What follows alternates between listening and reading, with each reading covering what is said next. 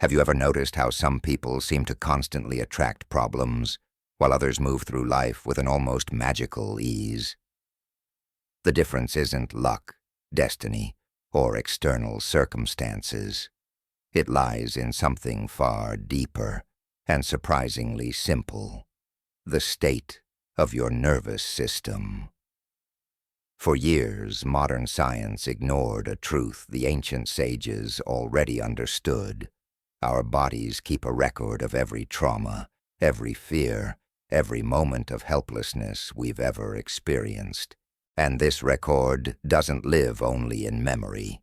It becomes the default programming of your nervous system, determining how you respond to the world, which opportunities you're able to see, and what realities you're capable of manifesting. This is not just another personal development journey. It's a neurological revolution, a chance to finally free the version of yourself you always knew was possible, but that your nervous system never allowed to fully emerge.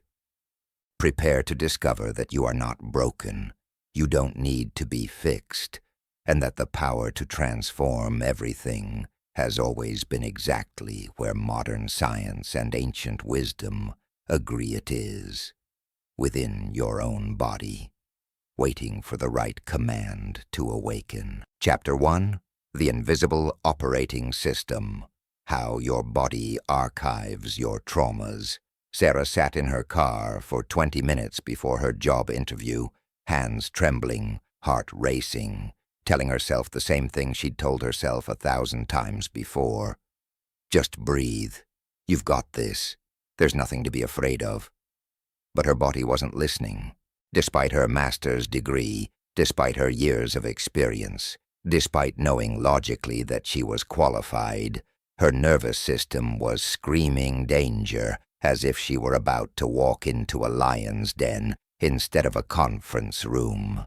She didn't get the job, again, and like so many times before, she blamed herself for not being confident enough, not being good enough, not trying hard enough. What Sarah didn't know that day was that her body was running a program installed decades earlier, and no amount of positive thinking could override code written that deep.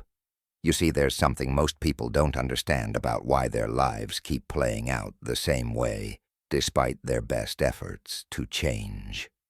It's not about your mindset, your affirmations, or your vision board, though those things have their place. The real reason you keep attracting the same situations, the same type of people, the same disappointing outcomes, is that your body is still living in your past. Not metaphorically, literally. Your nervous system has archived every moment of fear, every experience of helplessness, every situation where you felt unsafe or unseen, and it has turned those moments into your default operating system. Think about your smartphone for a moment. Every app you download, every setting you adjust, every password you save becomes part of how that device functions. Now imagine that instead of you consciously choosing what gets installed, your phone automatically downloaded and saved every scary email, every stressful notification, every moment of system overload you've ever experienced. Then imagine it used all of that data to predict future threats and automatically respond to anything that even remotely resembles past danger. That's exactly what your nervous system has been doing since the day you were born. The groundbreaking research of Dr. Bessel van der Kolk showed us something revolutionary. The body keeps the score. Every trauma, every overwhelming experience, every moment when you were too small, too young, too powerless to process what was happening, gets stored in your nervous system as a protective program. Your body isn't trying to sabotage you. It's trying to save you. The problem is, it's saving you from dangers that no longer exist, using strategies that no longer serve you. When you were 7 years old and your father yelled at you for spilling milk, your nervous system recorded everything. The tone of his voice, the tension in the room, the feeling of your heart pounding, the shame burning in your chest. It filed that away under dangerous situations to avoid. Now, 30 years later, when your boss uses a similar tone in a meeting, your body doesn't care that you're an adult with rights and options. It pulls up that old file and runs the same program. Shut down, become small, don't make waves, survive. You think you're having a professional conversation, but your 7-year-old nervous system is running the show. This is why affirmations often feel like you're trying to convince someone who isn't listening. Because you are. Your conscious mind might be repeating, "I am confident and capable," but your subconscious nervous system is broadcasting on a completely different frequency. Alert, potential danger, initiate protection protocol, shut down all non-essential systems, prioritize survival over growth. And here's what most manifestation teachings miss. The universe doesn't respond to your words, or even your thoughts. It responds to your state, your energetic signature, the electromagnetic field your heart is generating based on what your nervous system believes is true about your safety and worthiness.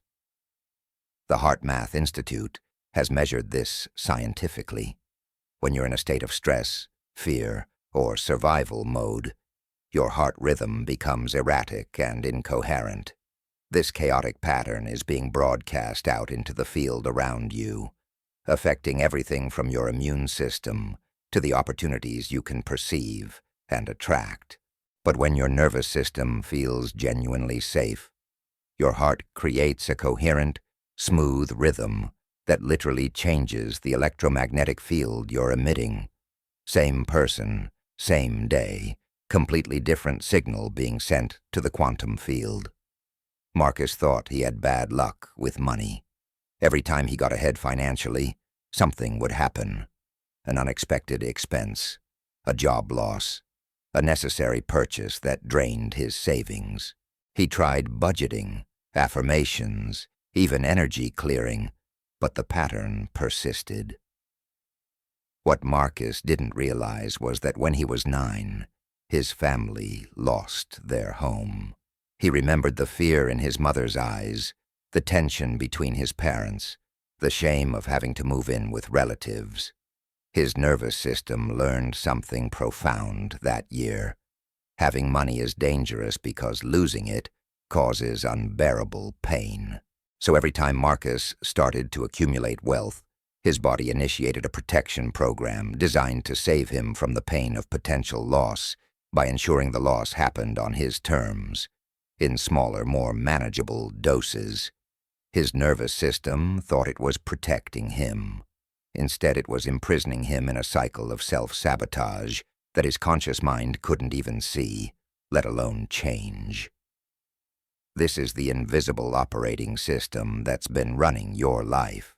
Every pattern you can't seem to break, every self-sabotaging behavior that makes no logical sense, every relationship that recreates the same dynamics, every opportunity you mysteriously talk yourself out of at the last minute, they're all features, not bugs, of a nervous system doing exactly what it was programmed to do. Keep you alive by keeping you in familiar territory, even if that territory is painful. Dr. Stephen Porges's polyvagal theory gave us the map to understand this. Your autonomic nervous system has 3 primary states, 3 different programs it can run. The first is what he calls the ventral vagal state, your social engagement system.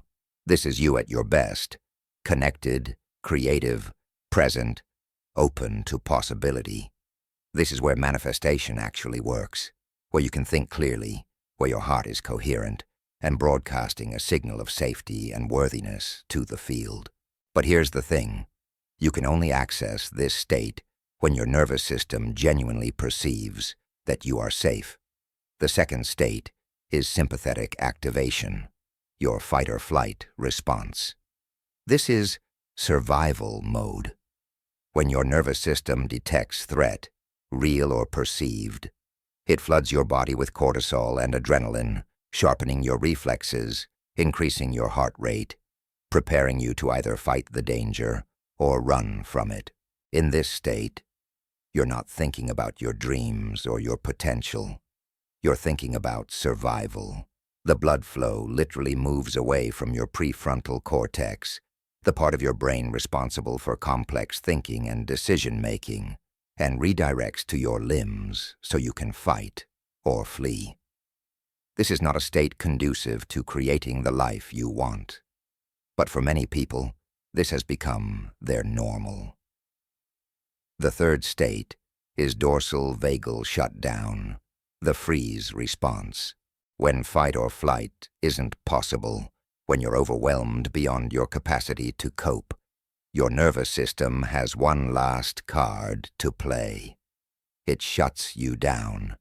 Dissociation, numbness, depression, going through the motions of life while feeling fundamentally disconnected from it. This is your system's way of protecting you from unbearable experience by essentially turning down the volume on all experience. You survive, but you don't truly live. Now here's what changes everything.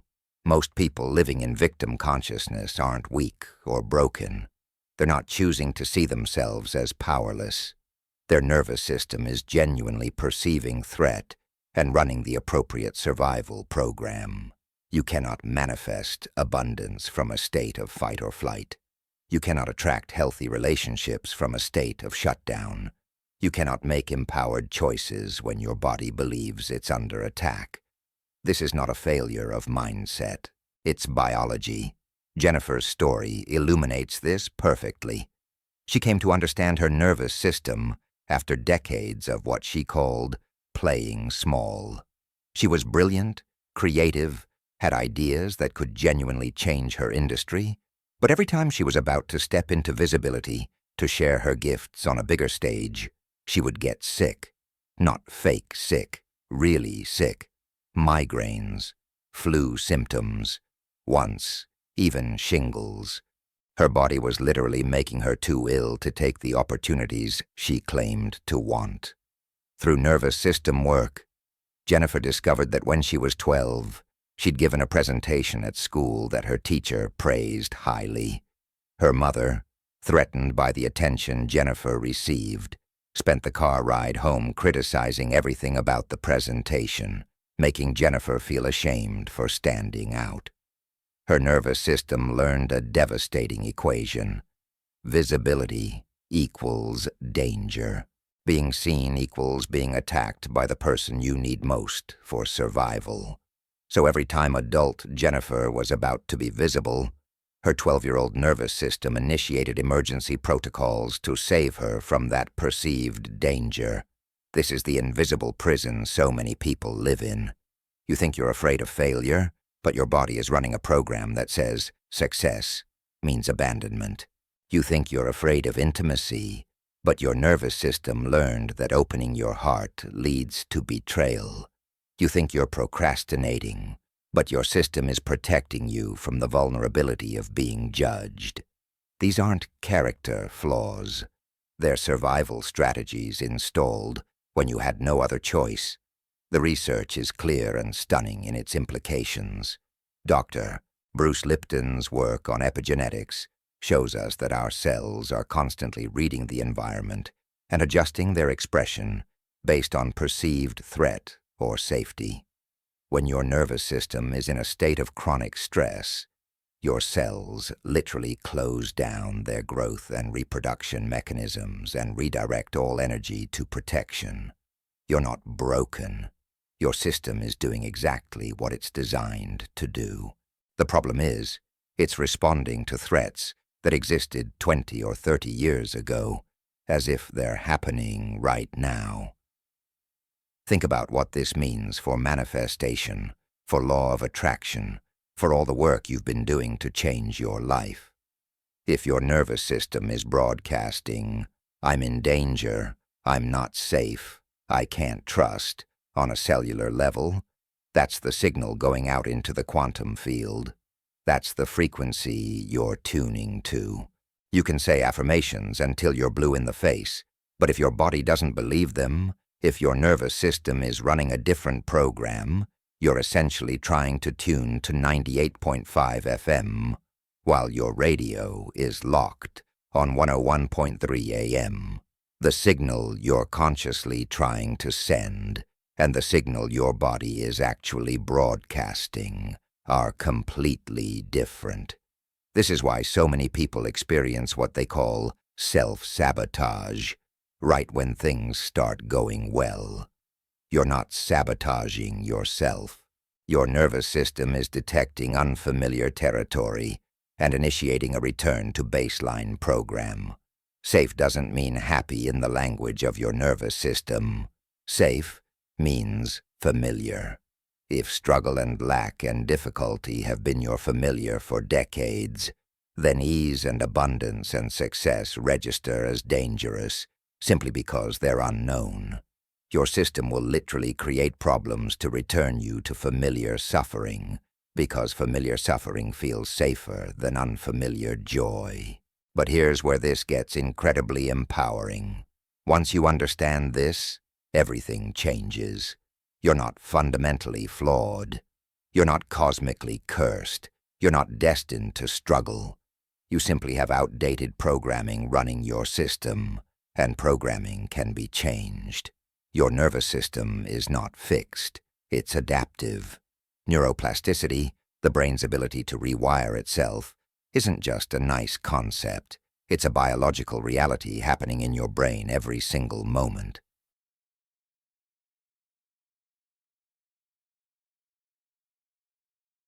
Every experience, every thought pattern, every emotional state is either reinforcing old neural pathways or building new ones.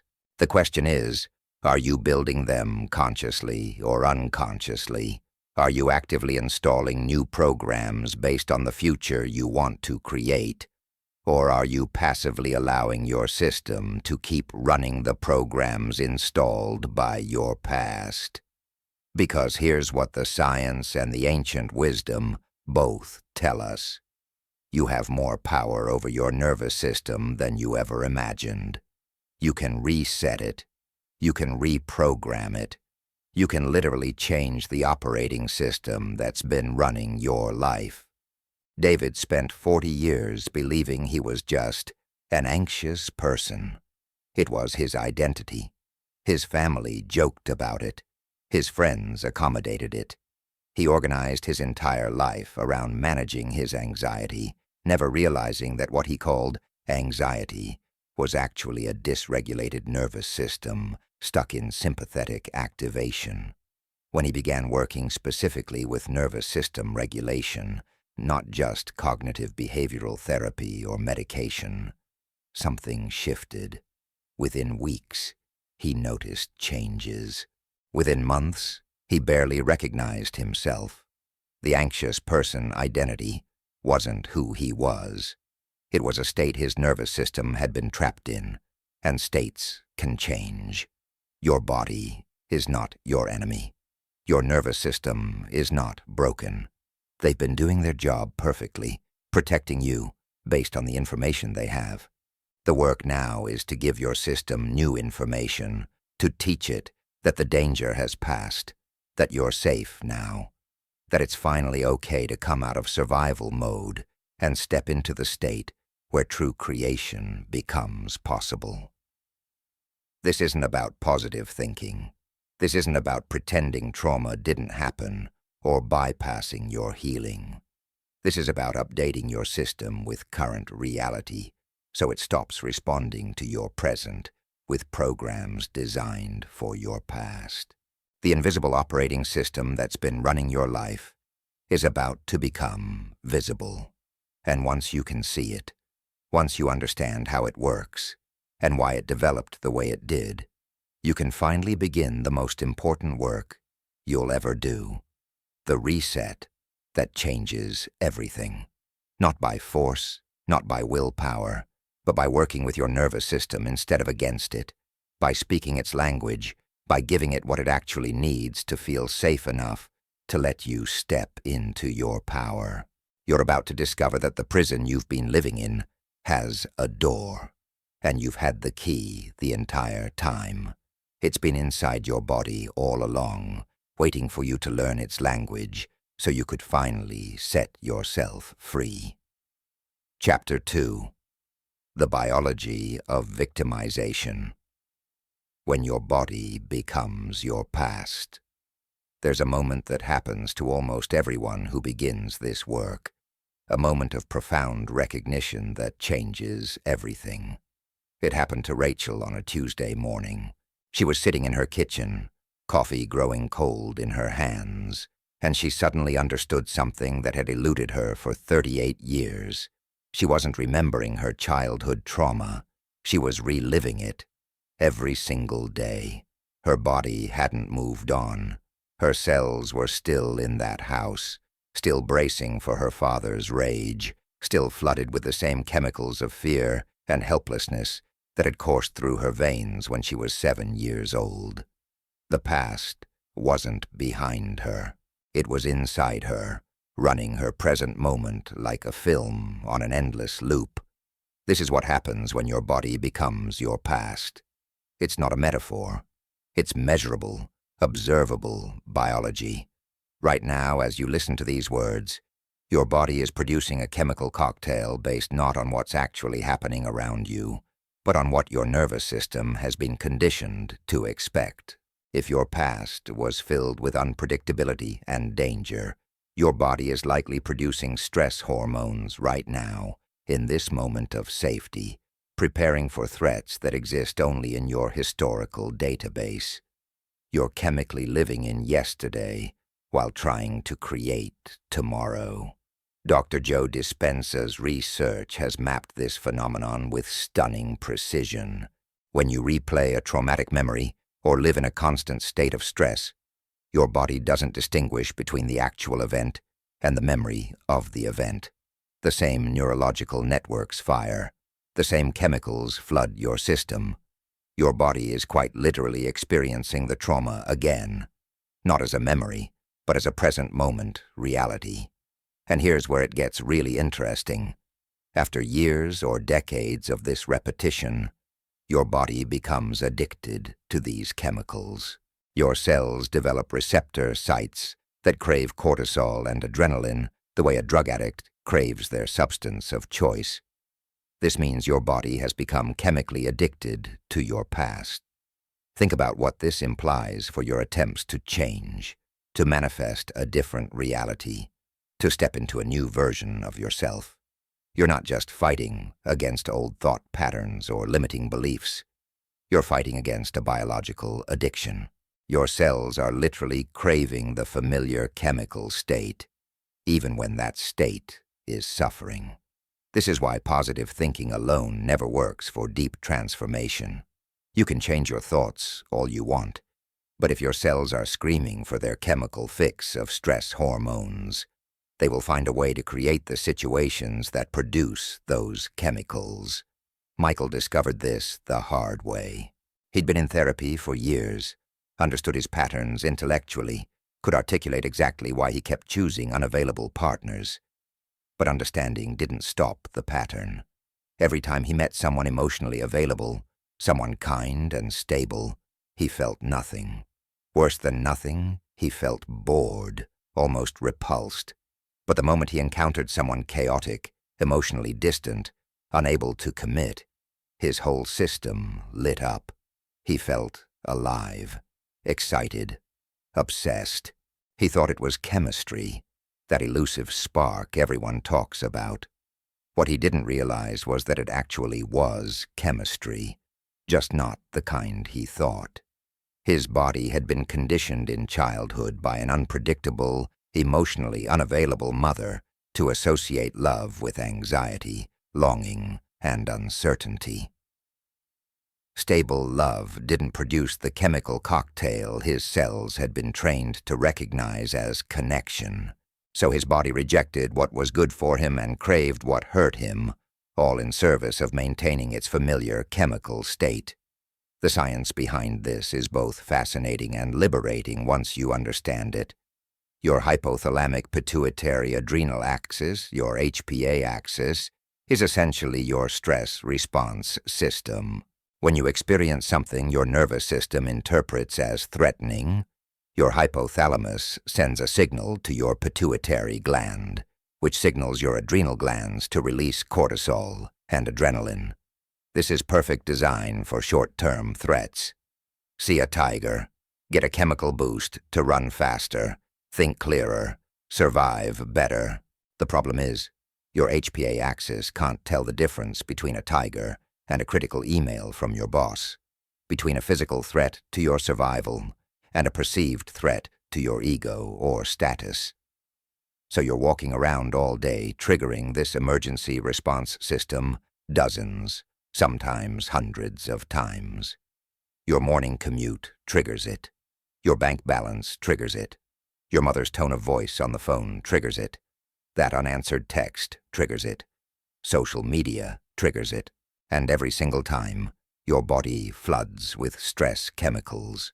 Over time, this chronic activation doesn't just affect your mood or your stress levels. It fundamentally changes your biology. Your gene expression shifts. Your cells adapt. Your neural pathways reinforce. You become, at a cellular level, a different person than you would be if you weren't living in constant survival mode. The research on chronic stress is sobering. Prolonged cortisol exposure shrinks your hippocampus, the part of your brain responsible for memory and learning. It weakens your prefrontal cortex, limiting your ability to make complex decisions and regulate emotions.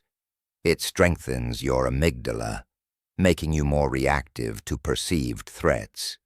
In other words, chronic stress literally rewires your brain to be more fearful, less rational, and less capable of breaking the patterns that created the stress in the first place.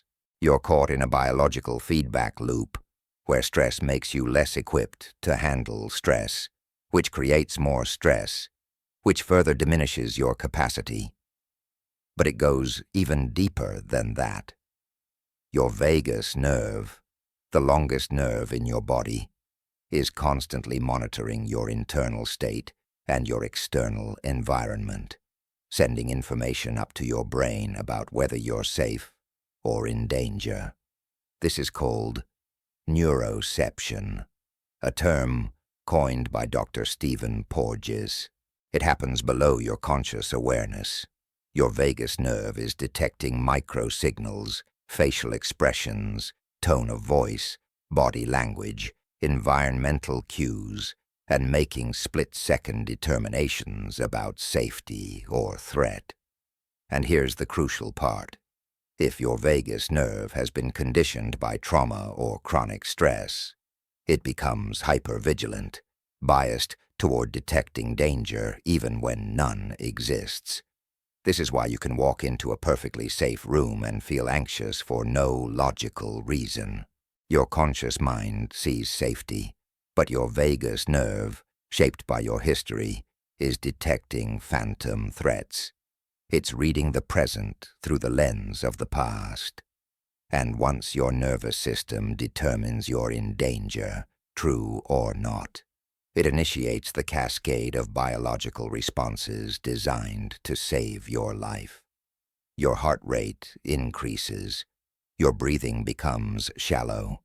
Your digestion shuts down. Your immune system suppresses.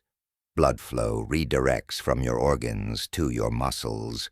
You're in survival mode, and in survival mode, you cannot create.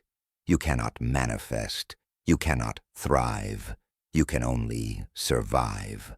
Lisa thought she had a weak immune system. She caught every cold, fought constant infections, struggled with autoimmune issues that doctors couldn't quite explain. She tried every supplement, every diet, every healing modality. Nothing created lasting change. Then she learned about the relationship between chronic nervous system activation and immune function.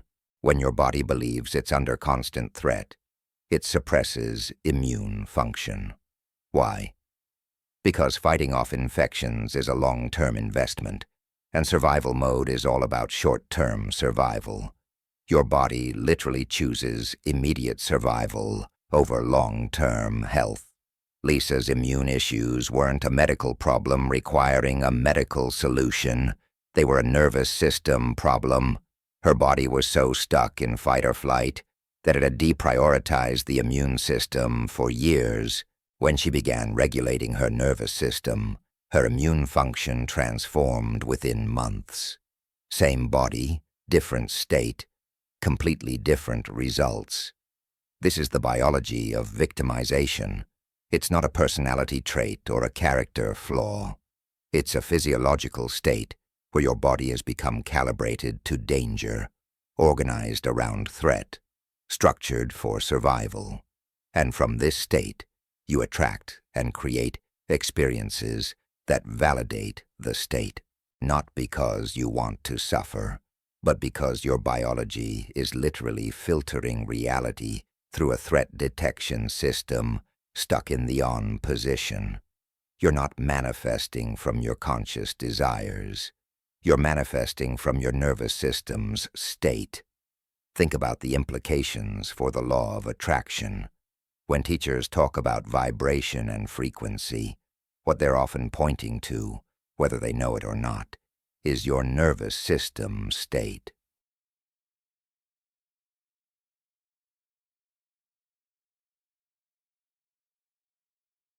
When you're in sympathetic activation, in fight or flight, you're literally vibrating at a different frequency than when you're in ventral vagal, in the state of safety and social engagement. The HeartMath Institute has measured this. Your heart rhythm pattern, your heart rate variability, changes dramatically based on your emotional and nervous system state, and that heart rhythm is creating an electromagnetic field that extends several feet beyond your body, a field that's constantly interacting with the quantum field around you. When you're in a chronic state of stress, your heart rhythm becomes erratic, incoherent. This chaotic pattern is what you're broadcasting into the field. It's the signal you're sending, and the universe, the quantum field, whatever you want to call it, responds to signals. It matches frequencies. You cannot broadcast fear and receive safety. You cannot transmit unworthiness and attract abundance. You cannot emit the frequency of victimization and manifest empowerment. The frequency and the experience must match. This is not punishment. It's physics. Robert spent years studying manifestation techniques, reading every book, taking every course. He visualized daily. He scripted his desires. He made vision boards and repeated affirmations. Nothing manifested, not because the techniques don't work, but because his nervous system was broadcasting on an entirely different frequency than his conscious mind. While his thoughts were saying, "I am abundant," his body was flooded with cortisol, his heart rhythm was chaotic, and his cells were literally vibrating at the frequency of lack and danger. The field responded to what he was being, not what he was thinking. And what he was being, at a biological level, was a person in survival mode. This is why nervous system work is not optional if you're serious about transformation. It's not just another healing modality to add to your toolkit. It's the foundation.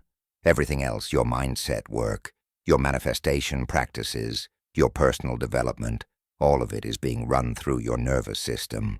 If your nervous system is dysregulated, stuck in survival mode, everything else is building on quicksand.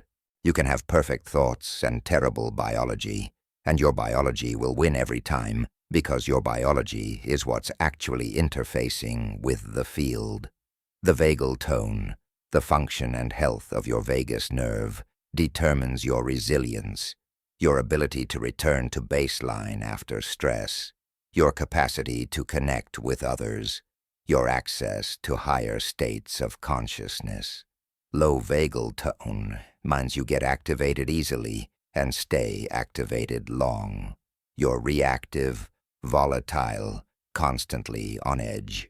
High vagal tone means you can encounter stress, process it, and return to calm.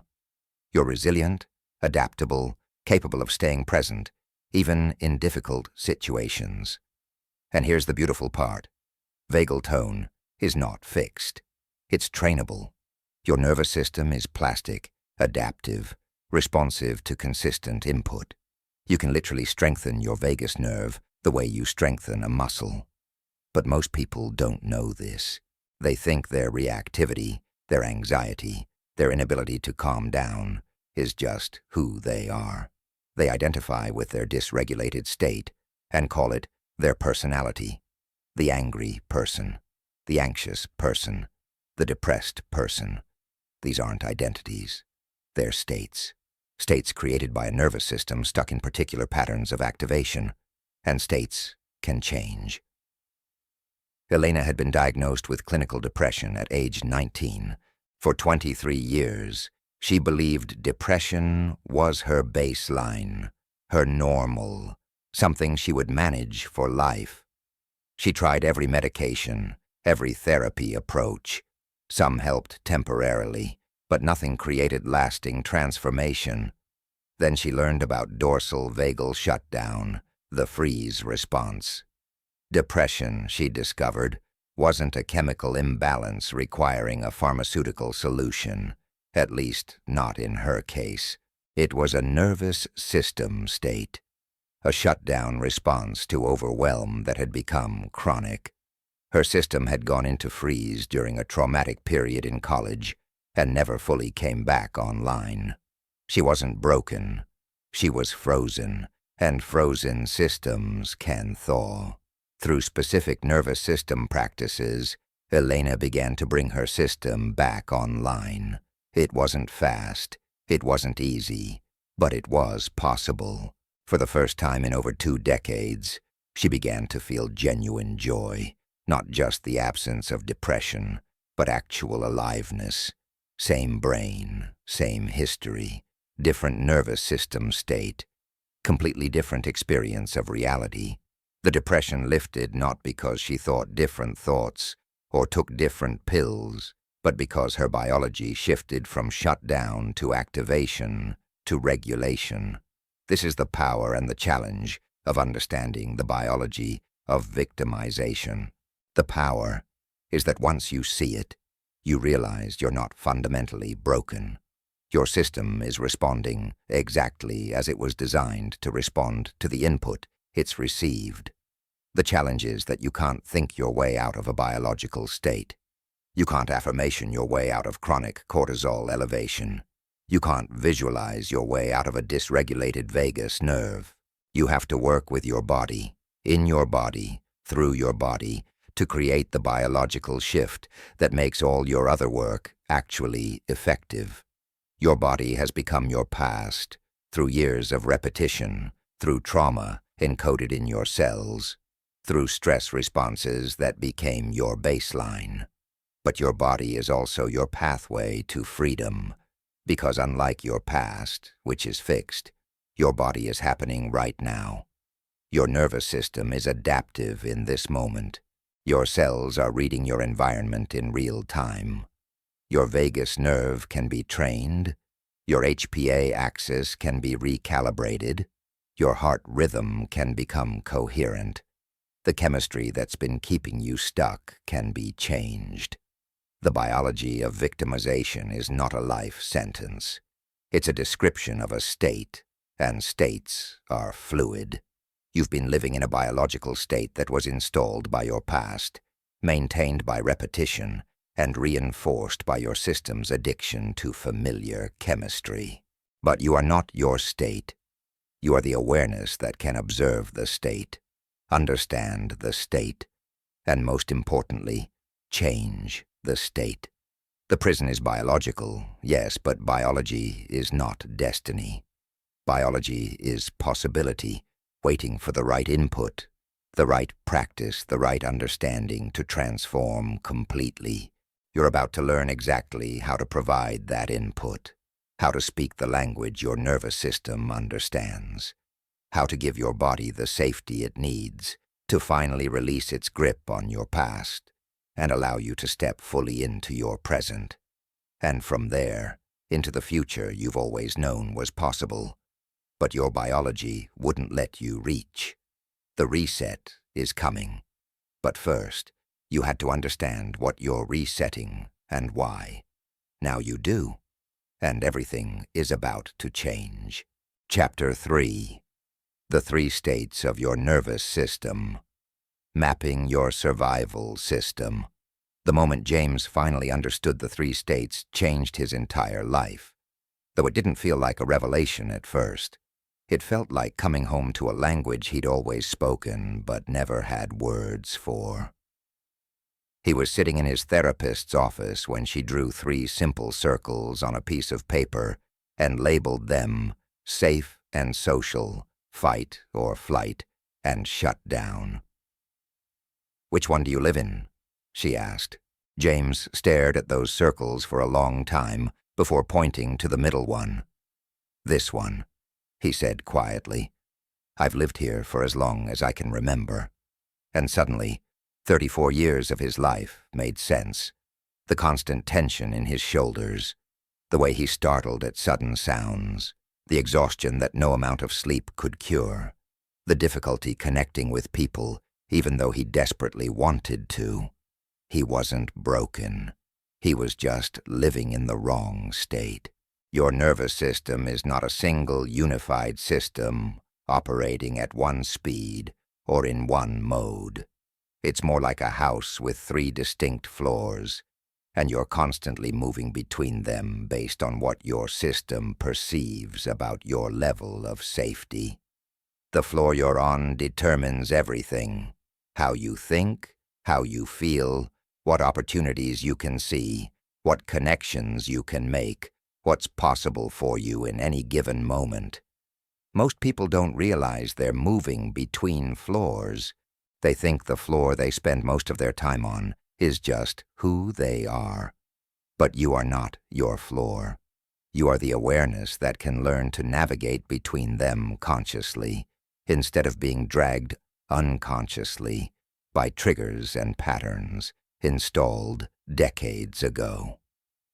Dr. Stephen Porges gave us the map when he developed polyvagal theory, and understanding this map is like suddenly being given the blueprint to a house you've lived in your whole life, but never quite understood.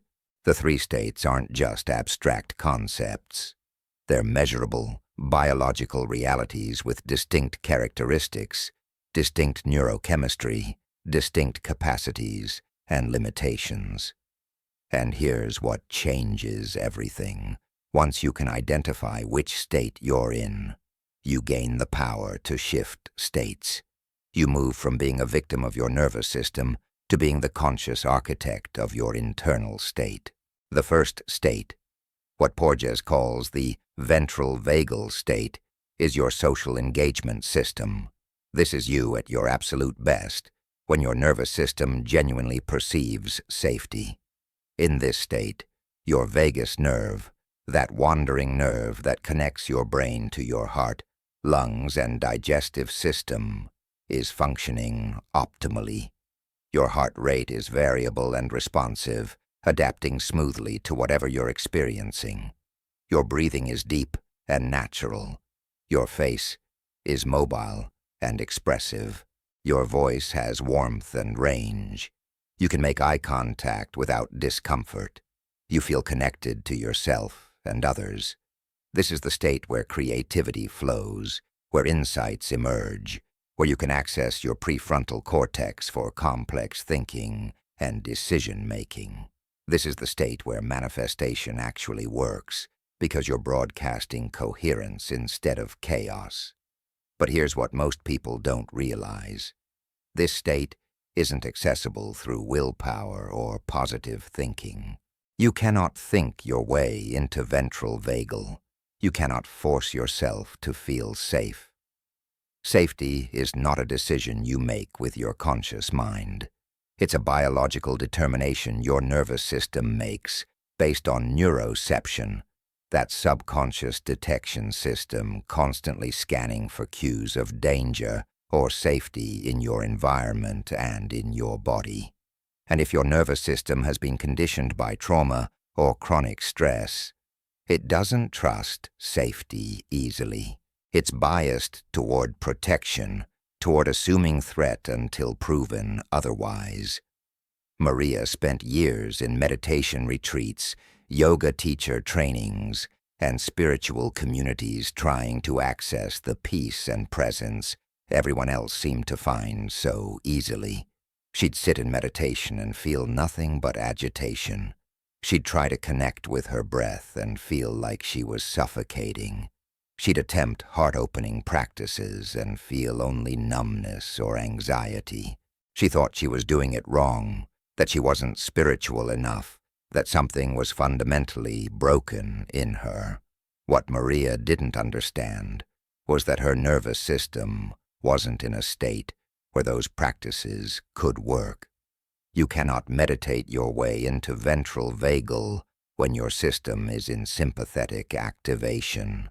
The practices that work for someone already in a state of relative safety won't work the same way for someone whose nervous system is screaming danger. Maria needed to meet her system where it was, not where she wished it would be. The second state is sympathetic activation, your fight or flight response. This is your mobilization system designed brilliantly for short-term threats that require action. When your nervous system detects danger, real or perceived, your sympathetic nervous system takes over. Your adrenal glands flood your body with cortisol and adrenaline. Your heart rate spikes. Your breathing becomes rapid and shallow. Your pupils dilate. Your muscles tense. Blood flow redirects from your internal organs to your limbs. Your digestion stops. Your immune function suppresses. You are a biological machine optimized for one thing: survival through action. This state saved your ancestors from predators. It can still save you in genuine emergencies. The problem is, it was never designed to be a lifestyle. It was designed to activate quickly, allow you to fight or flee, then deactivate once the threat passed. But in the modern world, with psychological and social threats triggering the same biological response as physical threats, many people live in chronic sympathetic activation. They wake up already wired, spend all day in low-grade fight or flight, and go to bed with their system still humming with activation. Over time, this becomes their baseline. They forget what calm feels like. They mistake constant tension for normal. David thought he was just a high-energy person, always moving, always busy, always thinking 3 steps ahead. He built a successful business, maintained an active social life, prided himself on never slowing down. But underneath the success was a bone-deep exhaustion he could never quite shake, and a creeping sense that he was running from something he couldn't name. When he finally crashed, when his body forced him to stop through illness, he realized he'd been in sympathetic activation for decades. The energy he thought was his personality was actually his nervous system stuck in survival mode. He wasn't high energy. He was hyper-vigilant. He wasn't ambitious. He was running, and his body, after years of chronic activation, was breaking down under the load. In sympathetic activation, you cannot access your highest thinking. The blood flow to your prefrontal cortex, the part of your brain responsible for complex reasoning, long-term planning, and emotional regulation, is reduced. You're literally less intelligent in this state, not because you're stupid, but because your brain is redistributing resources for survival. You make reactive decisions instead of thoughtful ones. You see threats instead of opportunities. You're triggered by things that wouldn't bother you in a regulated state. Your perception narrows. Your creativity dims. Your capacity for connection shrinks. You're running on instinct and conditioning, not consciousness and choice. And here's the part that most manifestation teachings completely miss. You cannot manifest from sympathetic activation. You cannot. The electromagnetic field your heart generates in this state is chaotic, incoherent, broadcasting stress and danger. The law of attraction doesn't respond to your wishful thinking. It responds to your state. When you're in fight or flight, even if you're sitting on your meditation cushion visualizing abundance, your body is sending out a signal that says, I'm under attack, I'm not safe, I need help, danger is everywhere. That's the frequency you're tuning to. That's what you're going to attract more of, not because the universe is punishing you, but because you're literally resonating with experiences that match your state. The third state is dorsal vagal shutdown, your freeze response. This is the oldest part of your nervous system, the immobilization response that predates the fight or flight system. When threat is overwhelming, when fighting won't work and fleeing isn't possible, when you're utterly powerless to change your circumstances, your nervous system has one final strategy. It shuts you down. This is dissociation, numbing, collapse. Your heart rate drops. Your blood pressure plummets. You feel disconnected from your body, from your emotions, from reality itself. In extreme cases, you might literally faint or experience what trauma survivors call leaving your body. This is your system's last resort protection, making you unavailable to fully experience what's happening, because full experience would be unbearable. But like sympathetic activation, this state that's designed for acute emergencies can become chronic. Many people, especially those with early childhood trauma or overwhelming experiences they had no power to escape, live in chronic dorsal vagal shutdown. This is the biology beneath depression, beneath that feeling of going through the motions of life, while feeling fundamentally disconnected from it. In this state, you don't feel rage or panic like you do in sympathetic activation. You feel nothing, flatness, emptiness, exhaustion that sleep doesn't touch. You function, but you don't truly live. Sophie described it as watching her life through a thick pane of glass. She could see everything happening, could go through all the motions, but she couldn't actually feel it. Joy felt muted. Pain felt distant. Connection felt impossible, not because she didn't want it, but because her system was offline, unavailable for the vulnerability that real connection requires. She'd tried antidepressants, therapy, every self-help book on the market. Nothing created lasting change, because nothing was addressing the root issue.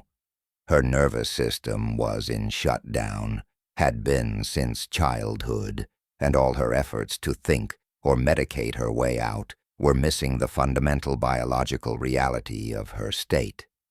In dorsal vagal shutdown, manifestation isn't just difficult, it's essentially impossible.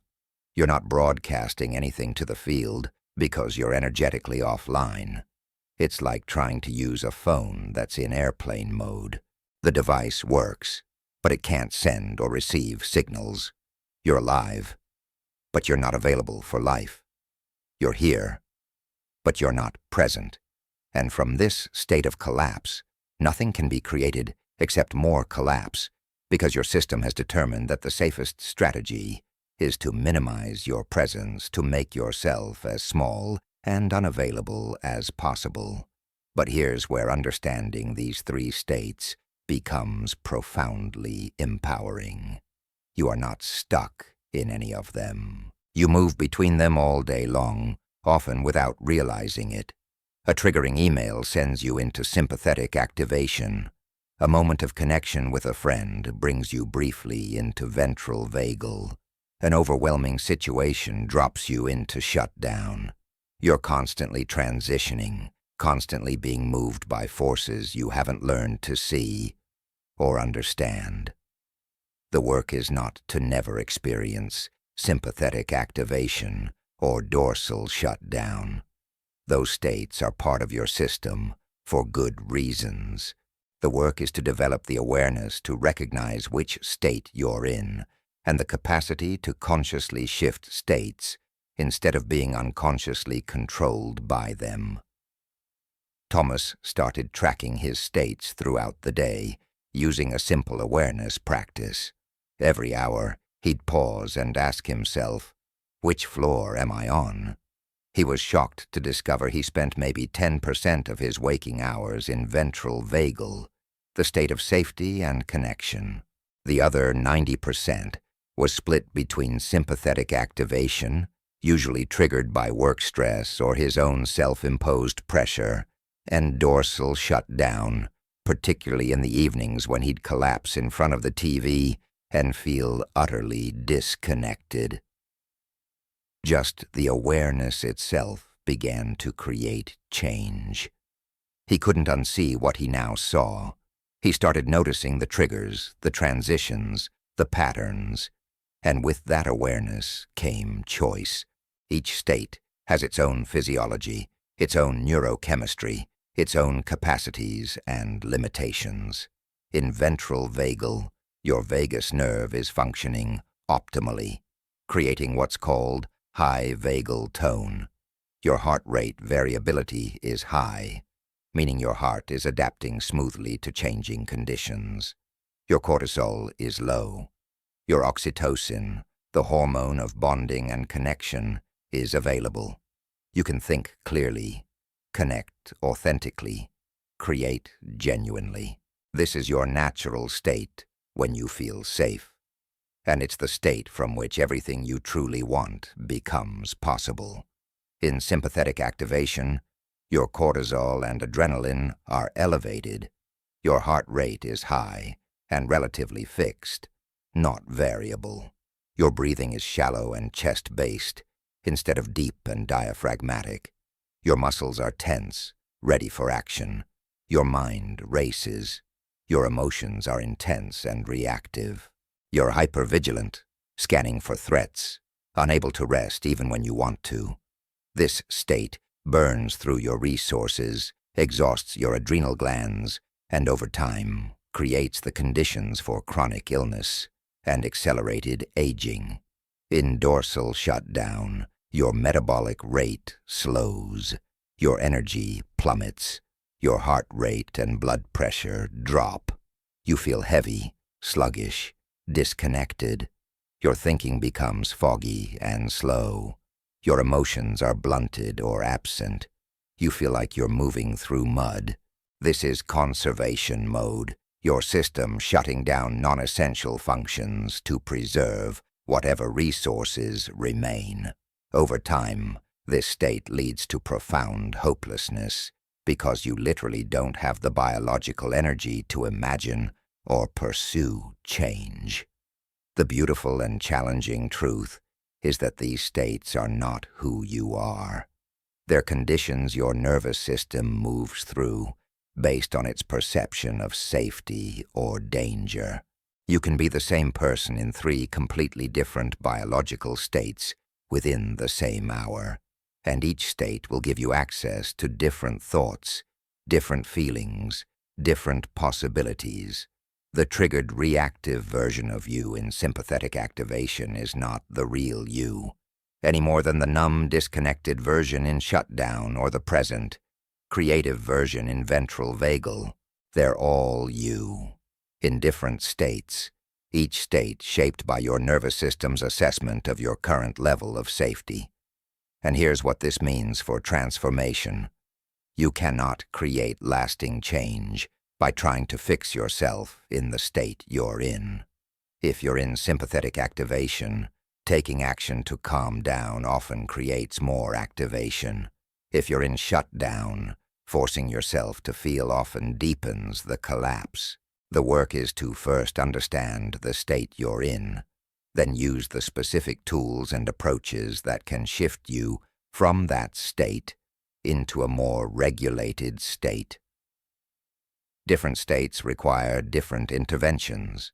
There is no one-size-fits-all solution, because you're not always in the same state. This is why some days meditation works beautifully, and other days it feels impossible. Why sometimes you can visualize your desires and feel excited, and other times the same practice feels empty or even triggering. Why affirmations sometimes land powerfully and sometimes feel like lies. It's not about the technique. It's about the state you're in when you apply the technique.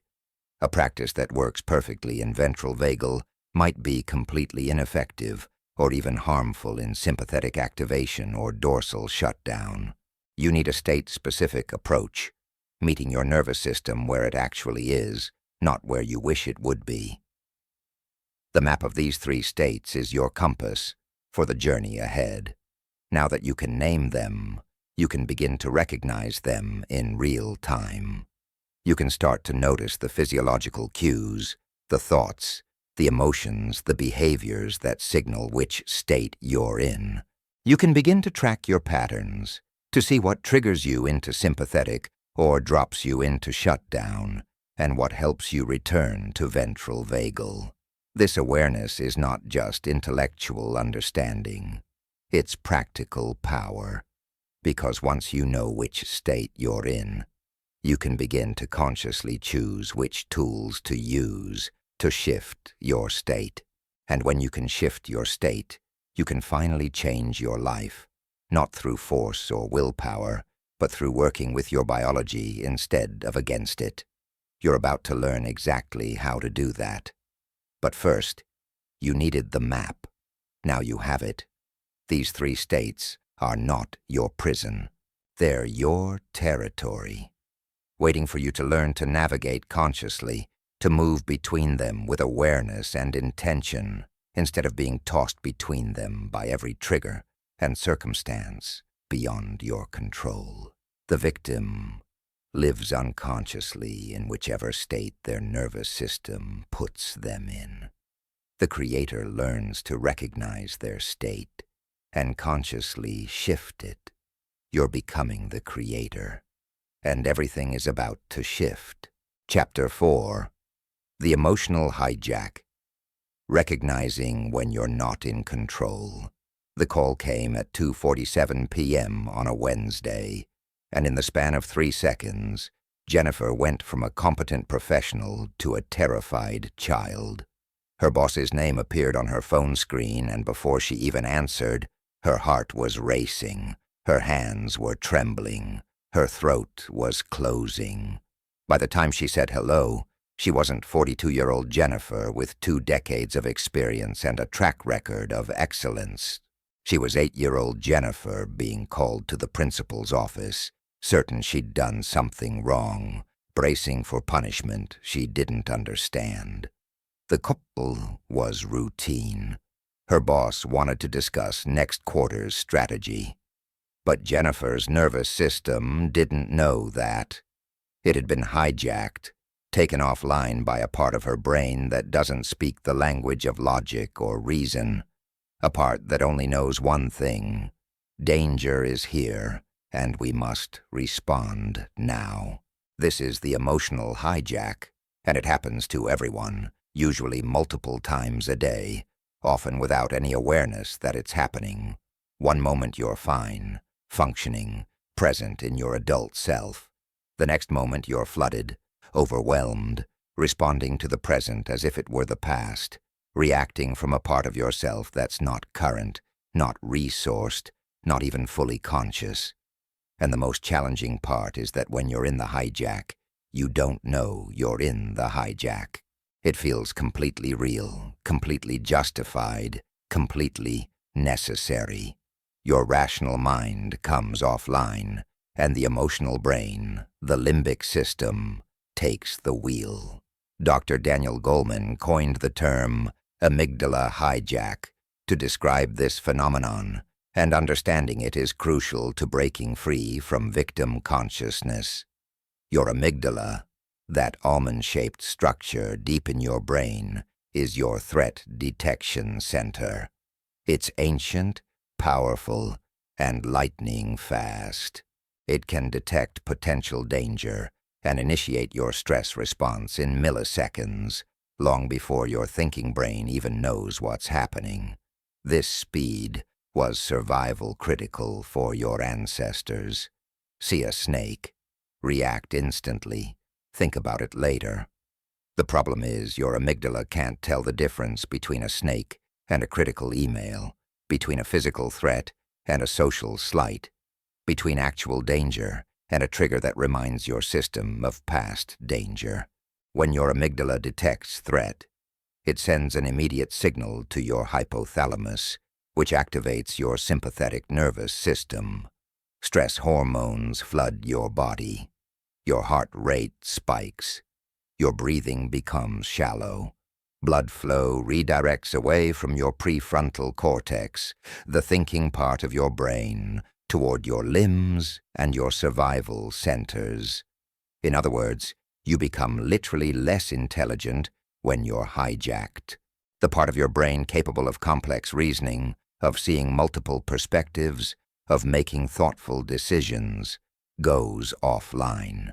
You're running on instinct and conditioning, responding from programs installed long ago, often in childhood, when you had no other choice but to react the way you learned to react.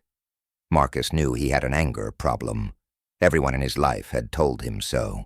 His wife, his kids, his co-workers. He'd tried anger management classes, meditation apps, even medication. Nothing created lasting change, because no one had helped him understand what was actually happening in those moments when rage took over.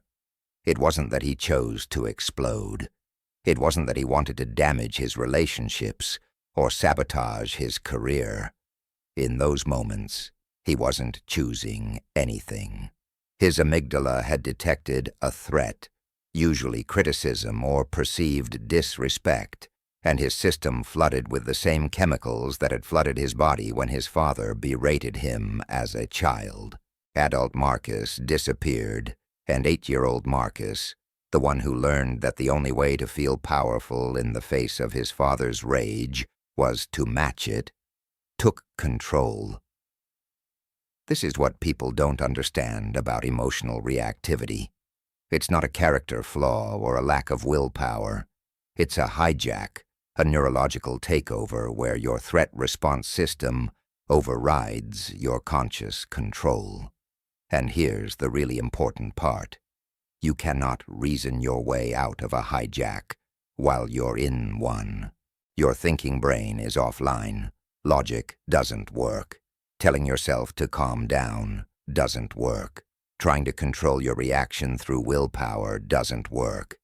The hijack has to run its course, or you need to know specific techniques to interrupt the cascade and bring your prefrontal cortex back online.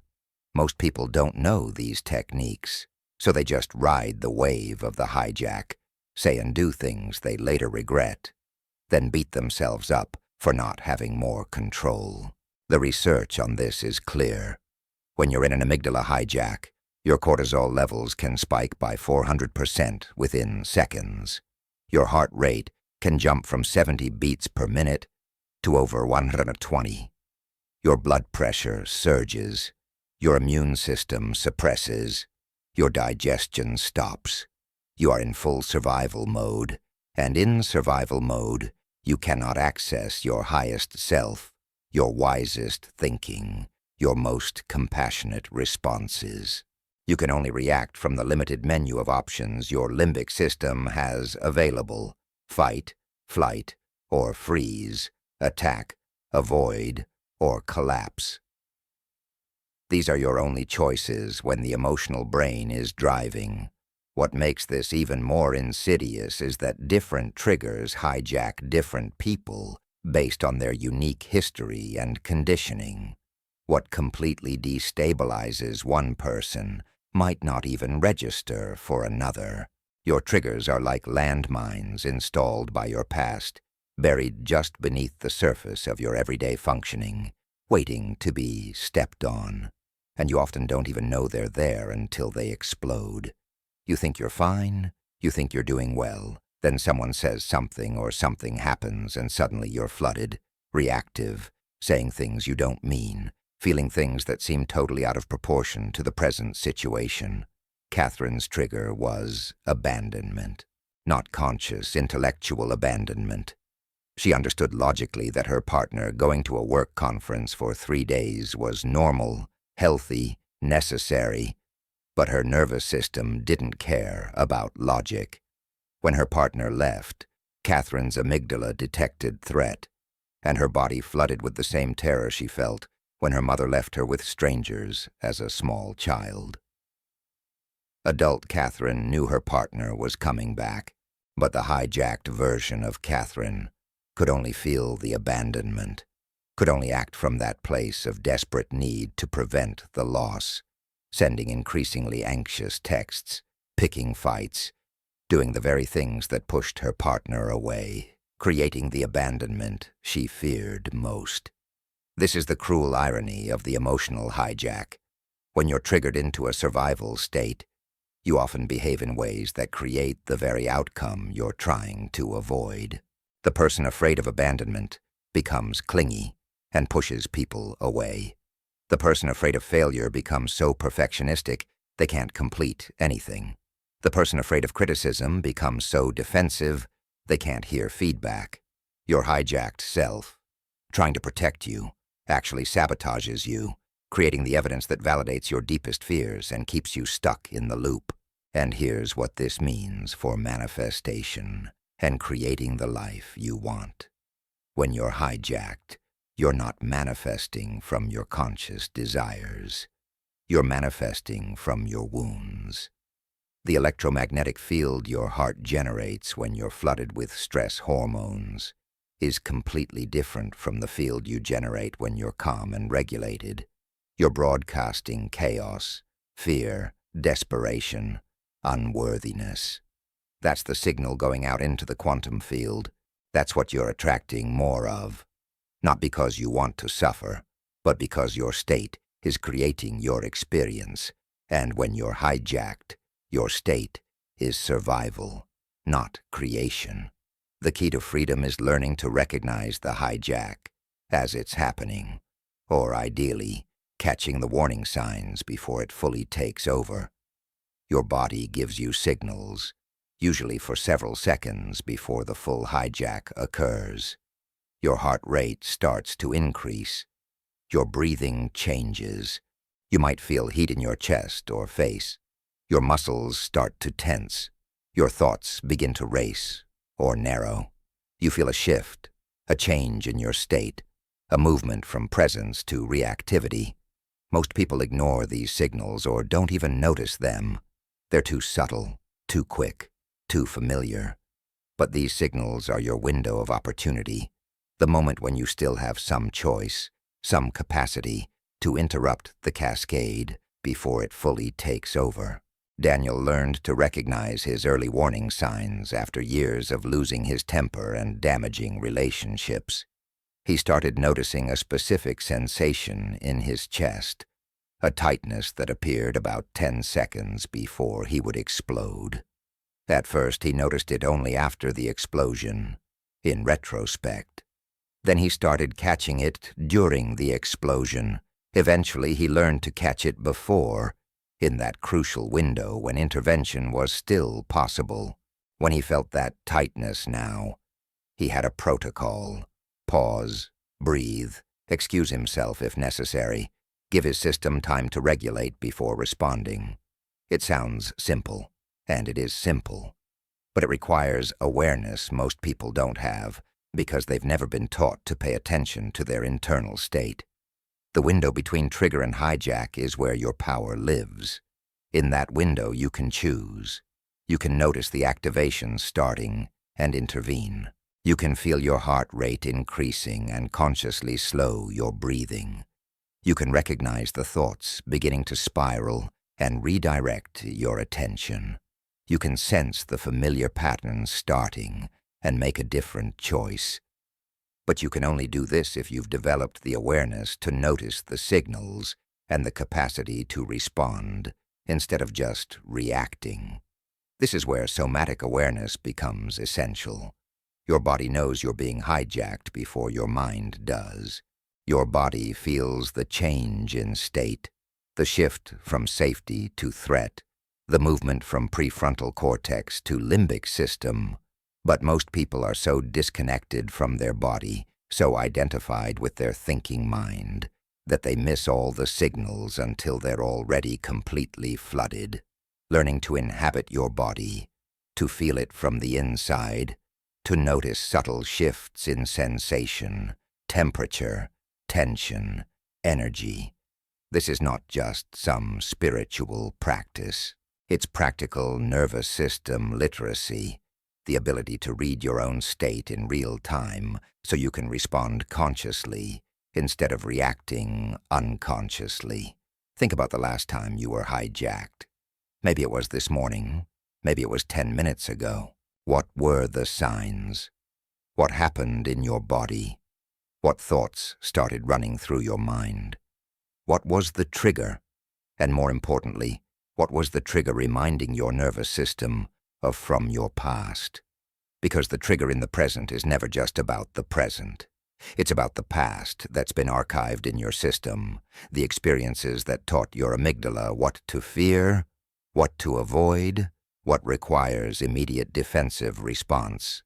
For most people, their biggest triggers trace back to childhood experiences of feeling unsafe, unseen, unheard, unloved, or out of control. These are the core wounds that create the deepest reactivity. When something in the present touches one of these wounds, even tangentially, your system goes into emergency mode. A partner's dismissive comment touches the wound of not being seen, and you're suddenly fighting like your existence depends on being acknowledged.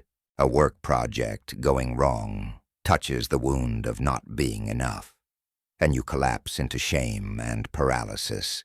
A friend canceling plans touches the wound of abandonment, and you're flooded with disproportionate hurt and anger. The hijack isn't random. It's predictable once you understand your patterns. You have maybe 3 to 5 core triggers that account for most of your reactivity. Identify those triggers, understand where they came from, recognize the early warning signs when they're activated, and you've just reclaimed massive amounts of power over your emotional life. You're no longer a victim of your reactions. You're becoming conscious of your patterns, which is the first step toward changing them. Sarah discovered her pattern was control. Anytime she felt things were outside her control, her system hijacked. She became anxious, micromanaging, unable to trust anyone else to handle things. She thought it was just her personality, her need for things to be done right. But when she looked deeper, she realized it traced back to a childhood where nothing was predictable, where her alcoholic father's moods determined the emotional climate of the house, where she learned that the only way to feel safe was to control everything she possibly could. Adult Sarah lived in a different reality, but her nervous system was still trying to create safety through control, hijacking her any time that control was threatened. The beautiful part about understanding the hijack is that awareness itself begins to create change. You can't unsee what you've seen. Once you recognize that you're being hijacked, that the intensity of your reaction is disproportionate to the present situation, that you're responding from an old wound rather than current reality, something shifts. You create a tiny bit of space between trigger and response.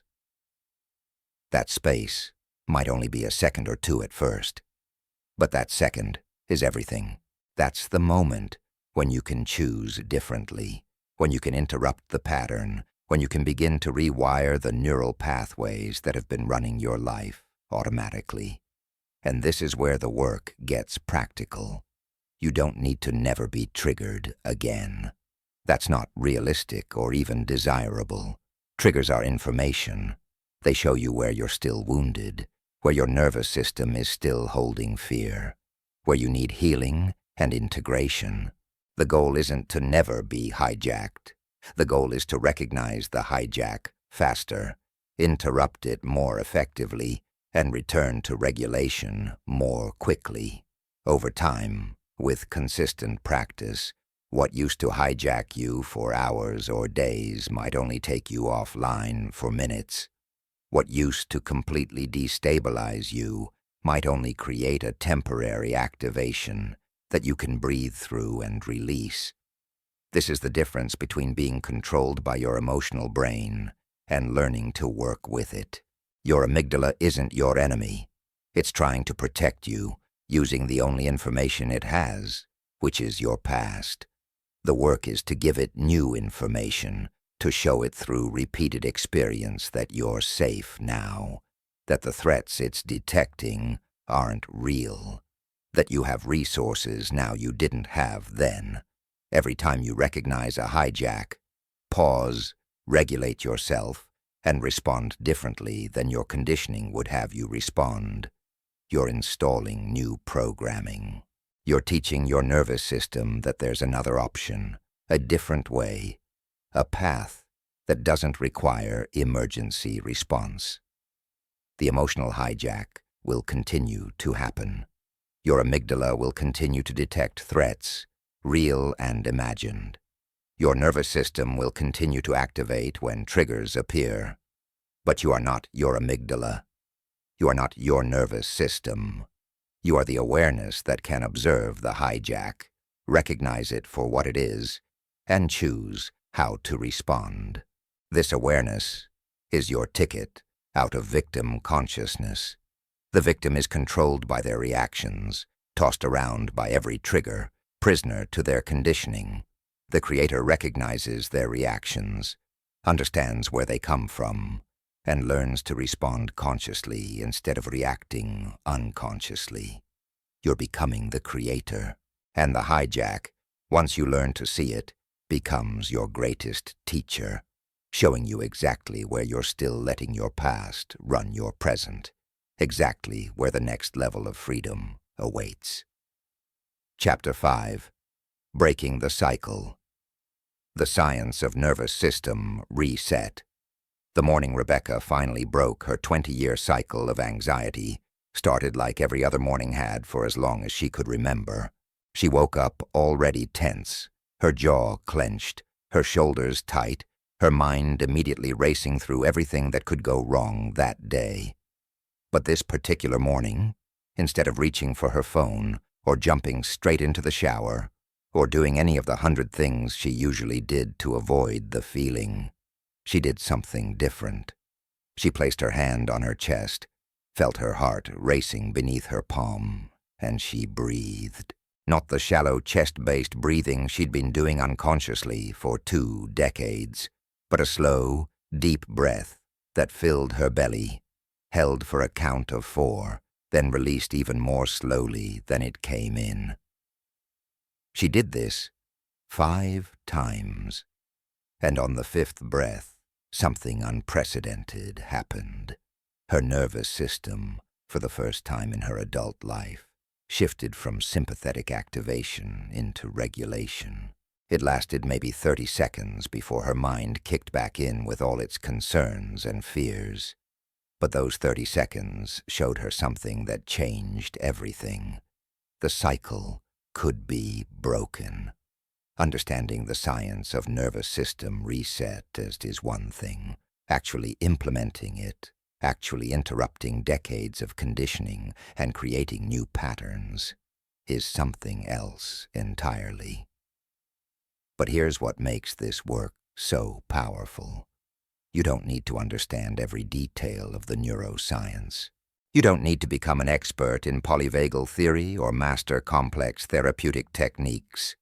Your nervous system responds to simple, specific inputs that have been validated by research and proven effective by thousands of people who've walked this path before you. The reset is not complicated. It's consistent application of simple practices that speak the language your nervous system understands. The first and most powerful tool you have is your breath. This isn't metaphorical or spiritual bypassing. This is hard neuroscience. Your breathing is the only part of your autonomic nervous system that's both automatic and under your conscious control. You breathe all day without thinking about it, but you can also consciously change your breathing pattern anytime you choose. And when you change your breathing pattern, you directly influence your nervous system state. This is not a belief. This is measurable, reproducible biology. Dr. Andrew Huberman's research on the physiological psi has shown us exactly how this works. When you're in sympathetic activation, your breathing becomes rapid and shallow, centered in your chest. This pattern signals to your brain that you're in danger, which perpetuates the stress response. But when you consciously slow your breathing, particularly when you extend your exhale to be longer than your inhale, you activate your parasympathetic nervous system, the rest and digest response that counteracts stress. You're literally using your breath to signal to your brain that you're safe, even when your thoughts are telling you you're not. The pattern is simple. Inhale for a count of 4, hold for a count of 4, exhale for a count of 6 or 8. The extended exhale is crucial.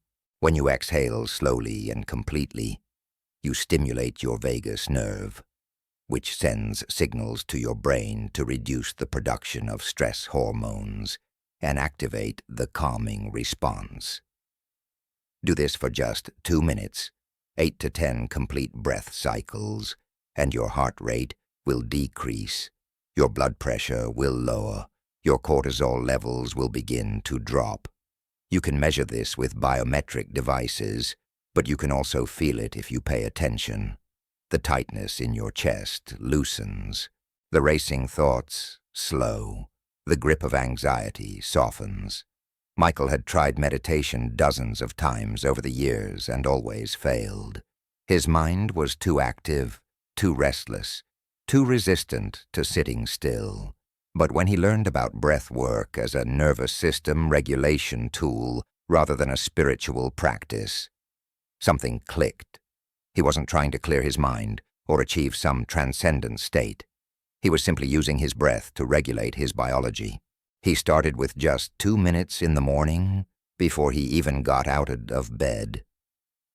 Breathing in for 4, holding for 4, breathing out for 6.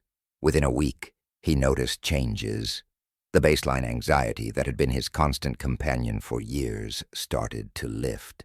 Not completely, not permanently, but enough that he could feel the difference between his regulated and dysregulated states. But breath work alone, while powerful, is not enough for deep nervous system reset. You need to address the stored trauma and activation that's living in your body. This is where movement becomes essential. When you experience threat, real or perceived, your nervous system initiates the fight-or-flight response, flooding your body with energy to either fight the danger or run from it. But in modern life, you rarely fight or flee. You sit in meetings feeling attacked, but unable to defend yourself. You receive threatening emails but can't physically run away. You experience social rejection, but must maintain composure. All that mobilization energy, all those stress chemicals prepared your body for action, but the action never comes. So the energy stays trapped in your system, creating chronic tension, anxiety, and activation. Trauma expert Dr. Peter Levine discovered that animals in the wild, despite facing constant threats, don't develop PTSD. Why? Because they complete the stress cycle. When a gazelle escapes a lion, it doesn't immediately go back to grazing. It shakes, trembles, runs in circles, literally discharges the mobilization energy from its nervous system. Only after completing this discharge does it return to calm. Humans, with our complex thinking minds and social conditioning, interrupt this natural discharge process. We suppress the shaking, control the trembling, hold the tension in our bodies because expressing it feels unsafe or inappropriate. And over years, that trapped energy becomes chronic activation. The reset requires movement that allows your body to complete the stress cycles it's been stuck in. This doesn't mean you need to join a gym or start an intense exercise program. It means you need to move in ways that allow your nervous system to discharge trapped activation. Sometimes this is vigorous movement like shaking, dancing, running. Sometimes it's gentle, fluid movement like stretching, yoga, or simply standing up and reaching your arms overhead. The key is listening to your body and allowing whatever movement wants to emerge, rather than forcing a predetermined exercise routine. Sarah noticed that every time she allowed herself to shake, literally trembling her body for just 60 seconds, she felt calmer afterward. It felt strange at first, even embarrassing when she thought about what she must look like, but she could feel the energy moving through her system, the tension releasing, the activation discharging. She started doing it in the bathroom at work when she felt overwhelmed, in her bedroom before difficult conversations, in her car after stressful meetings. This simple practice of allowing her body to shake became one of her most powerful reset tools, discharging in seconds what might otherwise stay trapped in her system for hours or days. The third pillar of nervous system reset is presence, the ability to bring your attention fully into the present moment and out of the stories your mind creates about past and future. When you're anxious, your mind is almost always in the future, catastrophizing about what might happen. When you're depressed or stuck in victim consciousness, your mind is usually in the past, ruminating on what happened or what should have been different. In both cases, you're not here, not now, not present to the actual reality of this moment. And your nervous system, reading that mental time travel as a signal of danger, stays activated. Grounding techniques bring you back to the present by anchoring your attention in sensory experience. The 5-4-3-2-1 technique is devastatingly simple and remarkably effective. Identify 5 things you can see, 4 things you can touch, 3 things you can hear, 2 things you can smell, and 1 thing you can taste. This forces your attention out of your thought stream and into direct sensory contact with your environment. When you're actually here, actually present, your nervous system can assess the real level of threat in this moment, rather than responding to imagined threats in your mind. David started using this practice every time he noticed his anxiety rising. At first it felt mechanical, forced, like it couldn't possibly work for anxiety as severe as his. But he did it anyway. 5 things he could see: his computer screen, his coffee cup, the tree outside his window, his notebook, his phone.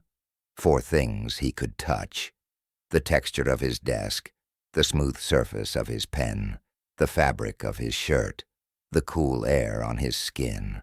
By the time he completed the sequence, his heart rate had slowed, his breathing had deepened, his mind had stopped its catastrophic spiral. The anxiety didn't disappear completely, but it lost its grip on him. He was here, now, in this moment, which was actually safe, rather than lost in his mind's terrifying projections of what might happen. The 4th element of nervous system reset is co-regulation, the profound truth that your nervous system doesn't regulate in isolation. You are designed to regulate through connection with other regulated nervous systems. This is why a calm presence can soothe a distressed child, why being around anxious people makes you anxious, why certain people make you feel instantly more relaxed, while others put you on edge. Nervous systems communicate with and influence each other constantly through what neuroscientists call resonance. When you spend time with someone whose nervous system is regulated, in a state of ventral vagal safety and connection, their state can help bring your system into regulation. This isn't about talking through your problems or receiving advice. It's about nervous system to nervous system communication that happens below the level of words. Their calm heartbeat, their relaxed body language, their grounded presence sends signals to your nervous system that it's safe to relax. This is why support groups work, why therapy with a truly present therapist creates change, why having even one person in your life who remains calm when you're activated can be transformative. But here's the challenge. If your nervous system has been chronically dysregulated, you might unconsciously avoid people who are regulated because their calm feels threatening or unfamiliar. You might instead surround yourself with other dysregulated people whose anxiety and chaos feels more like home. This is not conscious choice. It's your nervous system seeking familiar chemistry, even when that chemistry is stress. Breaking this pattern means consciously choosing to spend time in the presence of regulated people, even when it feels uncomfortable at first, allowing their nervous system to teach yours what regulation feels like. Jennifer realized she'd spent decades avoiding calm people, finding them boring or hard to relate to. She was drawn to intensity, drama, emotional volatility, because that's what her nervous system recognized as normal. But as she began her own regulation work, she started seeking out friends who were grounded, stable, peaceful. At first, being around them made her feel restless, almost agitated. Her system didn't know what to do without the familiar activation. But over time, something shifted. She started to feel what they felt, her nervous system gradually learning through resonance what regulation actually felt like. She was borrowing their calm until her system could generate its own. The fifth crucial element is creating safety cues in your environment and daily life. Remember, your nervous system is constantly scanning for cues of danger or safety through neuroception. Most people's environments are filled with subtle danger cues that keep their nervous system activated without them realizing it. Clutter creates low-level stress. Harsh lighting activates the sympathetic system. Loud or chaotic sounds trigger vigilance. Screen time, especially social media, creates constant micro-activations. Your environment is either supporting your regulation or undermining it. And most people have never consciously designed their space with their nervous system in mind. Creating safety cues can be as simple as organizing your physical space to reduce visual chaos, using warm lighting instead of harsh fluorescent bulbs, incorporating natural elements like plants or natural light, playing gentle background sounds like rain or instrumental music, or creating a specific corner of your home that's designated as your regulation space. When your environment consistently signals safety, your nervous system can begin to lower its baseline activation level. You're not fighting against your environment to stay regulated. Your environment is supporting your regulation. Thomas discovered this when he finally cleaned his apartment after months of letting it deteriorate during a depressive episode. He expected to feel better because of the accomplishment, the productivity. But what he actually felt was a profound settling in his nervous system.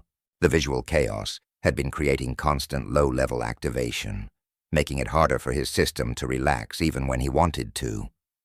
With the space organized, clean, and intentionally arranged, his baseline anxiety dropped noticeably. His sleep improved. His ability to focus returned. The environment had been maintaining his dysregulation, and changing the environment created space for his system to shift. The sixth pillar is understanding that nervous system reset is not a one-time event, but a practice, a way of life that you commit to daily. Most people approach healing like a project with an endpoint. They want to fix the problem and move on. But your nervous system is adaptive, constantly responding to input. If you regulate it intentionally for a week, then return to old patterns, it will return to old states. The reset requires consistent, daily practice, even after you feel better, especially after you feel better, because maintenance is how you make the changes permanent. This doesn't mean you need to spend hours a day on nervous system work. It means you weave regulation practices into your daily life until they become as automatic as the dysregulation patterns you're replacing. 2 minutes of breath work when you wake up. A 30-second body shake when you notice tension rising. A grounding practice when your mind starts spinning. A conscious connection with a regulated friend. A few minutes in your designated safe space. These micro practices, done consistently, create macro changes. They're like deposits in a nervous system savings account, building regulatory capacity that becomes your new baseline. The research on neuroplasticity tells us that it takes approximately 66 days of consistent practice to install a new habit, to create new neural pathways that become automatic. But here's what's remarkable. You can feel changes much sooner than that. Within days of starting consistent regulation practices, most people notice their baseline anxiety decreasing, their emotional reactivity lessening, their capacity for presence increasing. The full rewiring takes time, but the benefits begin immediately. Every single practice session is both using your current regulatory capacity and building your future regulatory capacity. You're not just managing symptoms. You're fundamentally changing your nervous system's baseline state. And here's the most important understanding. The reset is not about never being dysregulated again. You will still get triggered. You will still have moments of sympathetic activation or dorsal shutdown. Life will still present challenges that activate your nervous system. The difference is that instead of those activations lasting hours or days, they might last minutes. Instead of spiraling into complete dysregulation, you catch yourself early and implement your practices.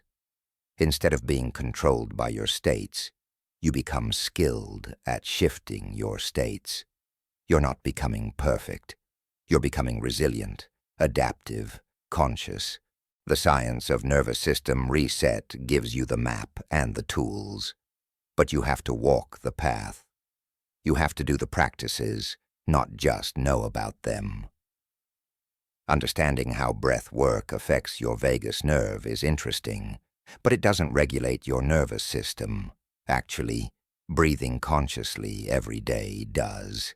Knowing that movement discharges trapped activations is helpful, but it doesn't release the energy. Actually, moving your body does. The gap between knowing and doing is where most people stay stuck, reading book after book, taking course after course, understanding more and more while changing less and less. The invitation now is to close that gap, to take what you understand and apply it, to experiment with these practices and discover which ones work best for your unique nervous system, to commit to consistent implementation even when it feels awkward or you don't see immediate results. The reset is happening at a cellular level, in your neural pathways, in your hormonal systems, in the very structure of your brain. You cannot see these changes directly, but you can trust the science and trust the process. Thousands of people have walked this path before you and transformed their baseline state from chronic stress to sustainable regulation. You can, too. The cycle can be broken. The reset is possible, and it starts with your very next breath. Chapter 6. From Trauma to Transcendence, Transforming Wounds into Wisdom. The day Karen finally stopped running from her past was the day her future became possible. For 30 years, she'd done everything she could to avoid thinking about the abuse she experienced as a child. She'd tried positive thinking, affirmations, manifestation techniques, convinced that if she just focused on the future she wanted, the past would fade into irrelevance. But the past wasn't fading. It was living in her body, showing up in every relationship she sabotaged, every opportunity she talked herself out of, every moment of success that triggered inexplicable panic. Her nervous system was still there, still frozen in that bedroom, still bracing for the next violation.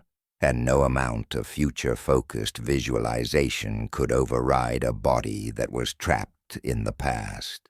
The turning point came when her therapist said something that shattered her entire approach. You can't manifest from an unhealed wound. The wound will always manifest itself. Karen stopped running that day and turned to face what she'd been avoiding. And in that turning, everything began to change. This is the part of the journey most people want to skip. They want the reset, the transformation, the new life, but they don't want to touch the trauma that created their dysregulation in the first place. It's understandable. Trauma hurts. The memories are painful. The feelings are overwhelming. It seems easier, safer, smarter to just focus forward, to leave the past behind and build something new. But here's what decades of neuroscience and trauma research has shown us. Unprocessed trauma doesn't fade with time. It doesn't disappear because you ignore it. It lives in your body, encoded in your nervous system, running your life from the shadows until you finally turn toward it, process it, and integrate it. The word trauma has become overused and misunderstood.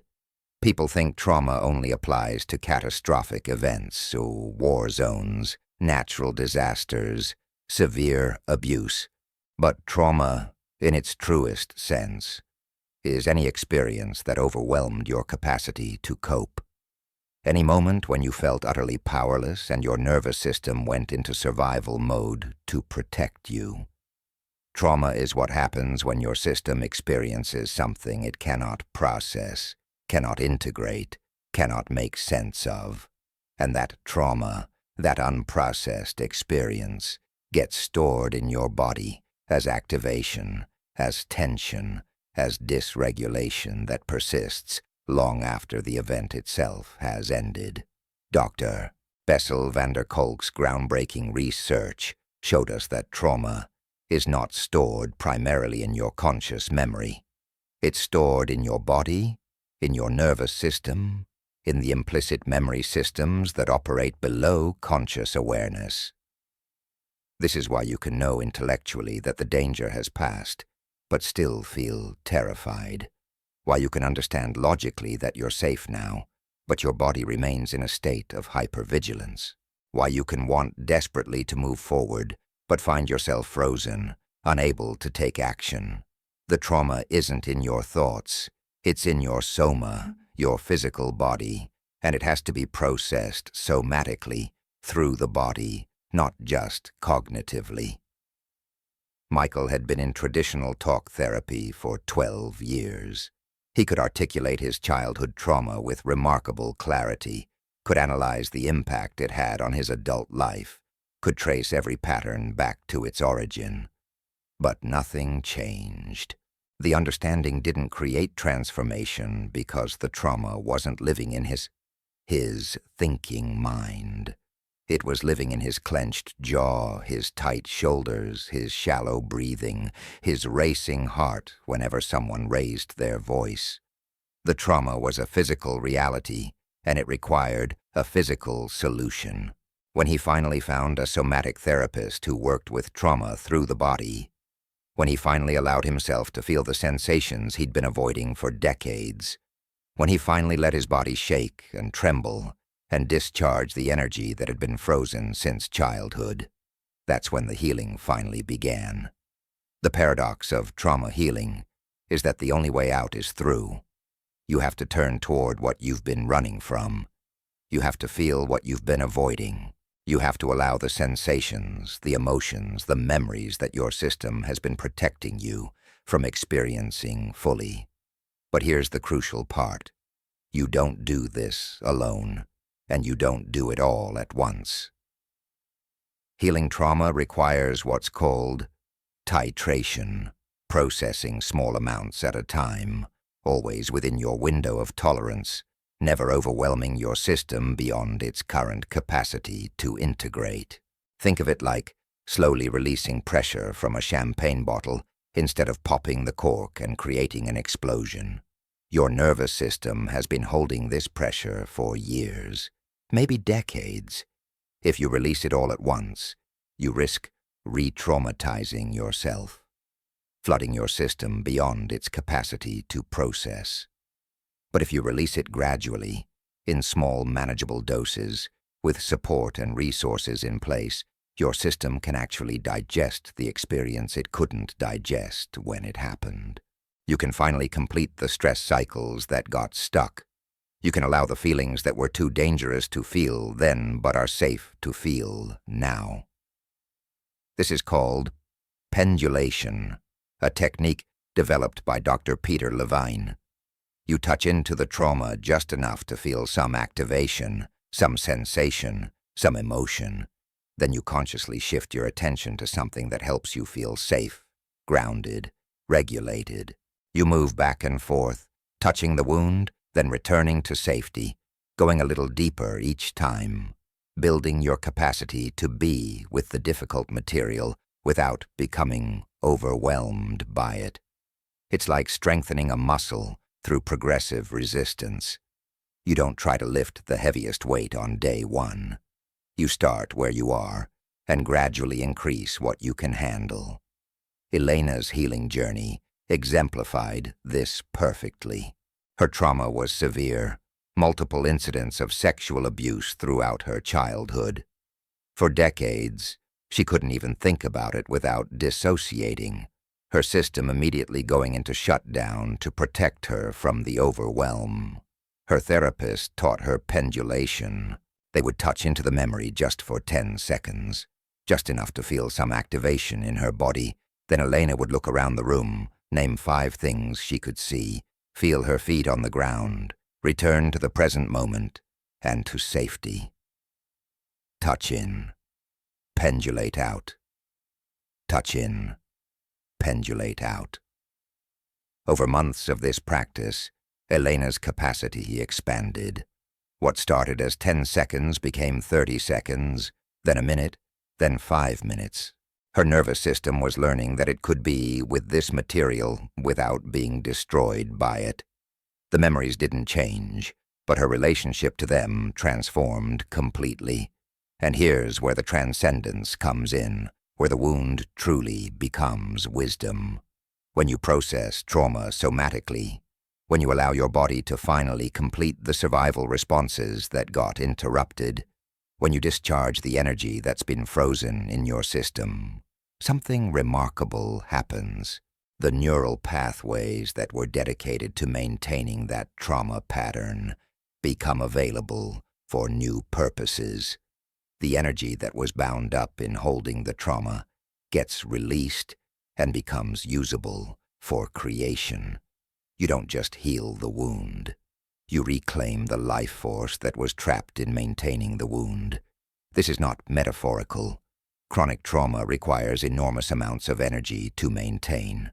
Your nervous system is constantly working to keep that trauma contained, to prevent you from being overwhelmed by it, to maintain the dissociation or the hypervigilance or the shutdown that keeps you functional despite the unprocessed pain. That's energy that could be going toward creativity, connection, growth, manifestation, joy. But instead it's locked in a holding pattern around your wounds. When you process and integrate the trauma, you literally free up that energy for other purposes. Robert noticed this shift dramatically. Before trauma work, he was exhausted all the time, despite sleeping 8 hours a night. He had no creative energy, no enthusiasm for anything, just a grayness that colored everything. 6 months into somatic trauma therapy, something shifted. He started waking up with energy. Ideas started flowing. He felt interested in life again. His therapist explained what was happening. The massive amount of energy his system had been using to suppress his childhood trauma was now available for actually living. Same person, same life circumstances, completely different energy level because the trauma was no longer demanding so much of his system's resources. The wisdom that emerges from processed trauma is profound and specific. When you've truly integrated a wound, when you've felt it, processed it, and come out the other side, you develop a kind of knowing that can't be acquired any other way. You understand suffering in a way that creates genuine compassion. You recognize strength in a way that creates authentic humility. You know resilience not as a concept, but as a lived experience. The wound becomes a doorway to depth, to presence, to a quality of being that can only emerge through having faced and integrated your deepest pain.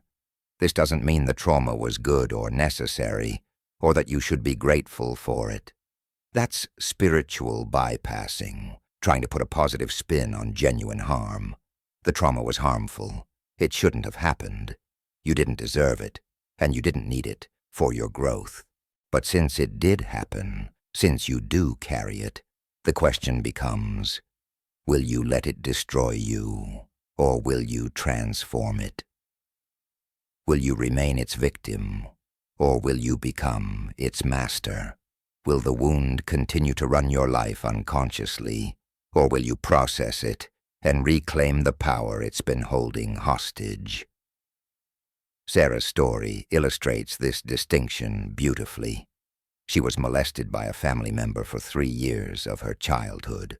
For decades, she carried shame, believing somewhere deep down that she must have done something to invite it, that there was something wrong with her that made her a target.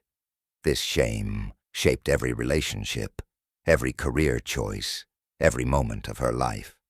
She felt fundamentally damaged, incapable of the success and happiness other people seemed to access easily. Through trauma therapy, she finally processed what happened. She felt the fear her child's self couldn't express. She expressed the rage that wasn't safe to feel then. She grieved the innocence that was stolen and the childhood she should have had. And through that processing, the shame dissolved. It wasn't her fault. It never was. She was a child, powerless in the situation, doing the only thing she could do, which was survive. But more than just releasing the shame, Sarah discovered something powerful. Her experience of trauma gave her an almost supernatural sensitivity to other people's pain. She could feel when someone was hiding hurt beneath a smile. She could sense when a child felt unsafe, even when no one else noticed. This sensitivity, born from her own suffering, became the foundation for her work as a child advocate, creating safety for kids who were experiencing what she had experienced. The wound didn't make her career necessary, but once she had integrated it, the wisdom from that wound made her uniquely suited for work that most people couldn't do.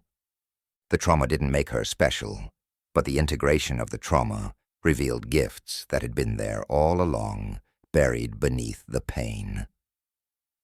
This is the alchemy of trauma work.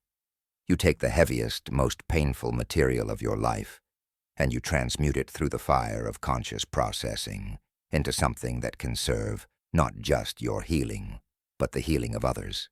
This doesn't happen automatically. It requires the intentional work of feeling, processing, integrating. It requires turning toward the wound rather than running from it. It requires finding the support you need to stay present with what's difficult. But when you do this work, when you truly do it, the transformation is not just healing, it's transcendence. The science backs this up. Post-traumatic growth is a well-documented phenomenon where people who've experienced trauma and done the work to integrate it report higher levels of life satisfaction, stronger relationships, deeper spirituality, and greater sense of purpose than they had before the trauma.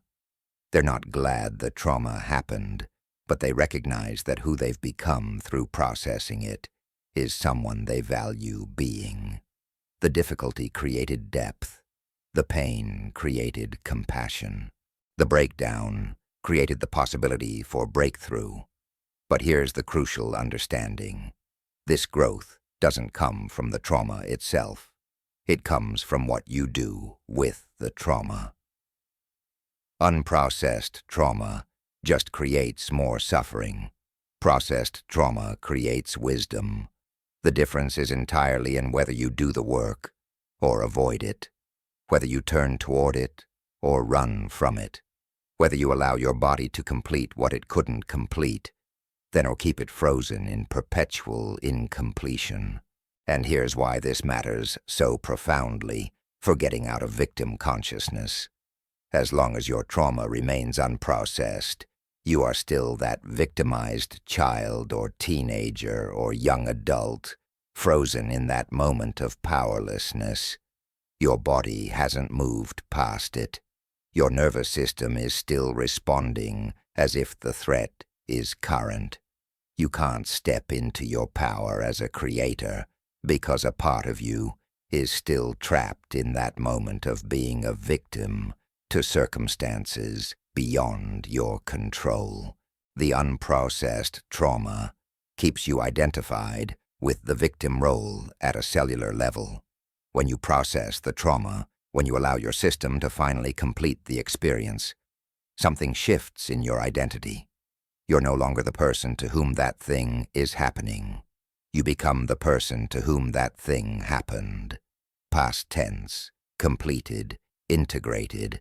You move from being in the trauma to having had the trauma, and that shift, from present continuous to past complete, is the shift from victim to survivor to thriver. It's not just semantic, it's somatic. Your body knows the difference between an ongoing threat and a historical event. And when your body finally registers that the trauma is in the past, it can stop organizing around defending against it and start organizing around creating your future. This is why manifestation work fails for people with unprocessed trauma. They're trying to create from a system that's still defending against the past. They're trying to broadcast abundance while their cells are still vibrating at the frequency of the abuse or the abandonment or the violation they experienced years ago. The wound isn't in their thoughts anymore. It's in their soma, and until they address it somatically, until they process it through their body, it will continue to sabotage every attempt to create something different. The path from trauma to transcendence is not quick or easy, but it's possible, and it's necessary if you're serious about transformation. You cannot build a thriving life on a foundation of unprocessed pain. The structure will always be unstable, always vulnerable to being triggered back into the trauma patterns. But when you do the work, when you face what you've been avoiding, when you allow the processing that your system has needed for so long, you don't just heal the past. You liberate your future. The energy that was bound in maintaining the trauma becomes available for manifesting your desires. The nervous system that was stuck in survival mode becomes available for thriving. The identity that was frozen in victimhood becomes available for creatorship. Your wounds are not your destiny. They're your history. And history, once processed and integrated, becomes the foundation of wisdom rather than the prison of repeated patterns. The trauma happened. That's unchangeable. But what you do with it now, that's entirely within your power. You can continue to let it run you unconsciously, or you can turn toward it consciously and reclaim everything it's been holding hostage. The choice, finally, is yours. And in that choice lies your power. Not the power to change what happened, but the power to change what it means and what it makes possible. That's the transcendence. That's the wisdom. That's the doorway from victim to creator that only you can walk through. Chapter 7. Reprogramming the autopilot, creating new neural patterns. The moment Daniel realized he was living on autopilot was both devastating and liberating. He was driving to work on a Tuesday morning, taking the same route he'd taken for 7 years, when he suddenly couldn't remember the last 10 minutes of the drive. He'd been completely unconscious, his body executing the complex series of decisions required to navigate traffic, while his mind was somewhere else entirely, replaying yesterday's argument with his wife, rehearsing today's difficult conversation with his boss, catastrophizing about next month's financial pressures.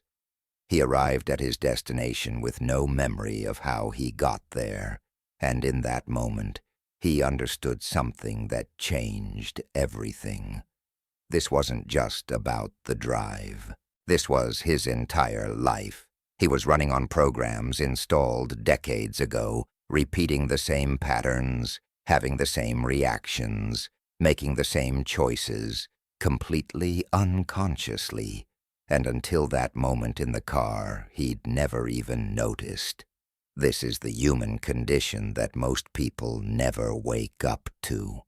You think you're consciously choosing your life, consciously directing your behavior, consciously creating your reality.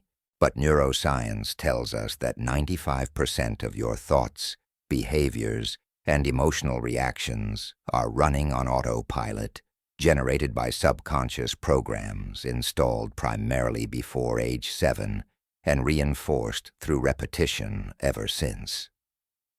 You are not consciously driving your life. You're a passenger in a vehicle that's been on cruise control for decades, following routes programmed so long ago you can't even remember who installed them or why. Dr. Joe Dispenza's research into neuroplasticity and habit formation has shown us exactly how this works.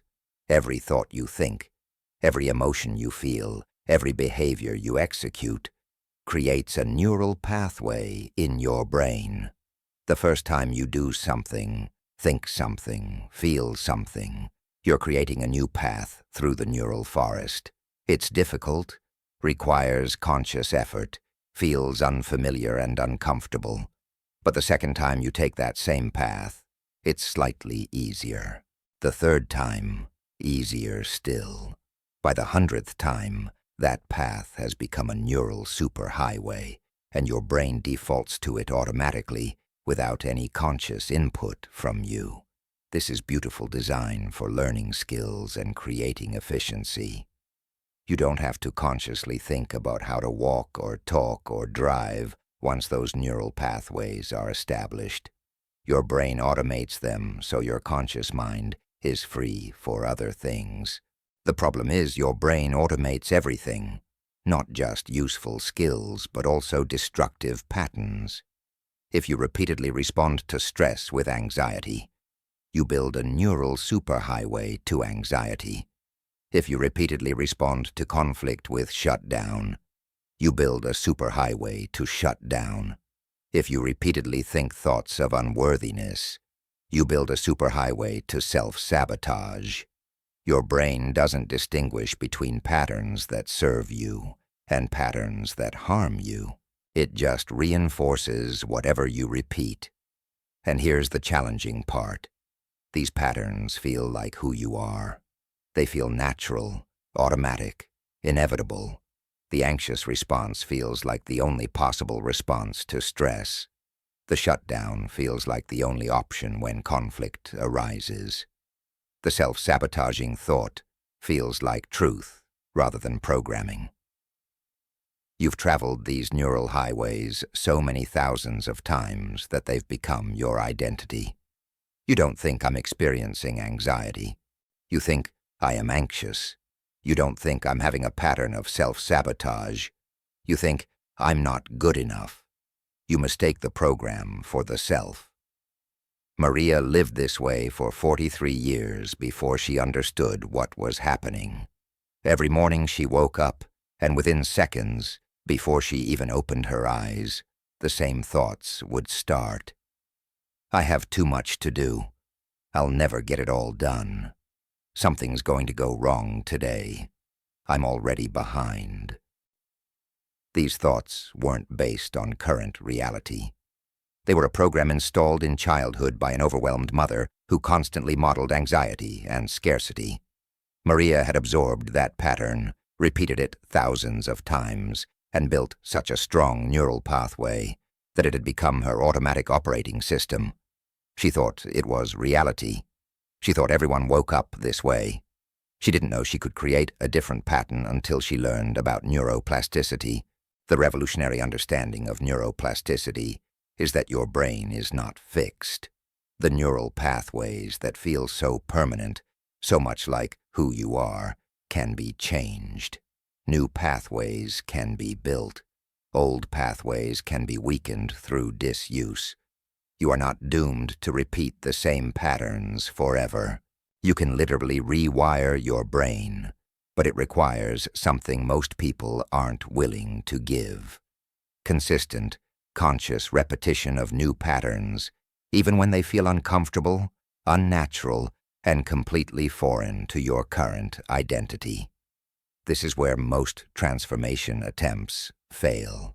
People have a moment of insight, understand their pattern, see what they need to change, maybe even try the new behavior once or twice. But the old neural pathway is a superhighway built over decades, and the new pathway is barely a footpath. When stress hits, when you're triggered, when you're tired or overwhelmed, your brain defaults to the highway because it's easy, automatic, familiar. The new pathway requires conscious effort, and conscious effort requires resources you don't have in those moments. So you default back to the old pattern, feel like you failed, conclude that change is impossible for you, and stop trying. But here's what you need to understand about reprogramming your autopilot. It's not about perfection. It's about repetition. Every single time you consciously choose the new pathway instead of the old one, even if you only manage it once out of 10 times at first, you're strengthening the new pathway and weakening the old one. You're literally changing the physical structure of your brain. The myelin sheath around the neurons in the new pathway is thickening, making the signal faster and stronger. The old pathway is beginning to prune from disuse. This is measurable, observable biology. You are rewiring yourself at the cellular level. The key is understanding that change happens in layers, in stages, not all at once. The first stage is unconscious incompetence. You don't even know you're running on autopilot. You're completely identified with your patterns and think they're reality. Daniel was here for 40 years. The second stage is conscious incompetence. You become aware of your patterns but can't yet change them. You see yourself reacting in the old way and can only recognize it after the fact.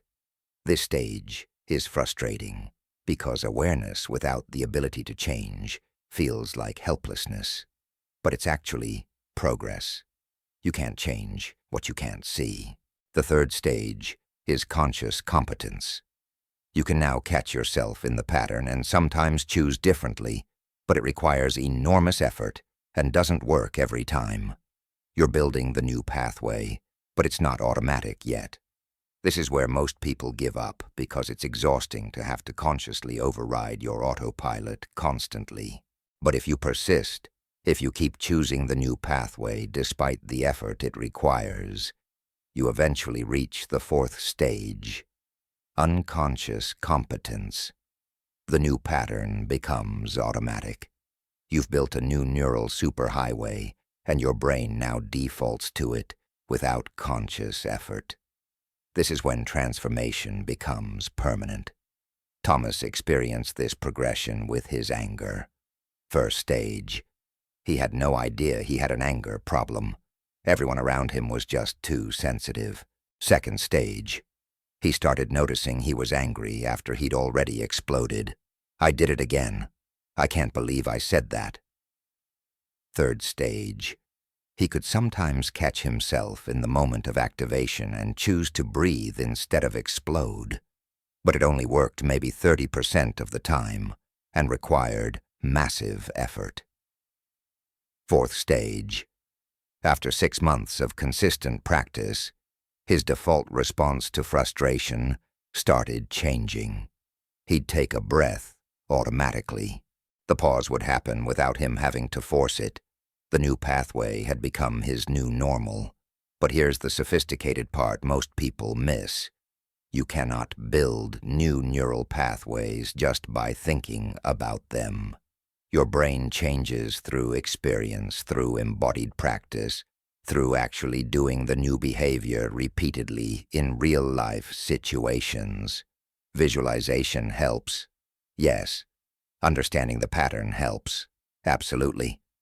But the rewiring happens through action.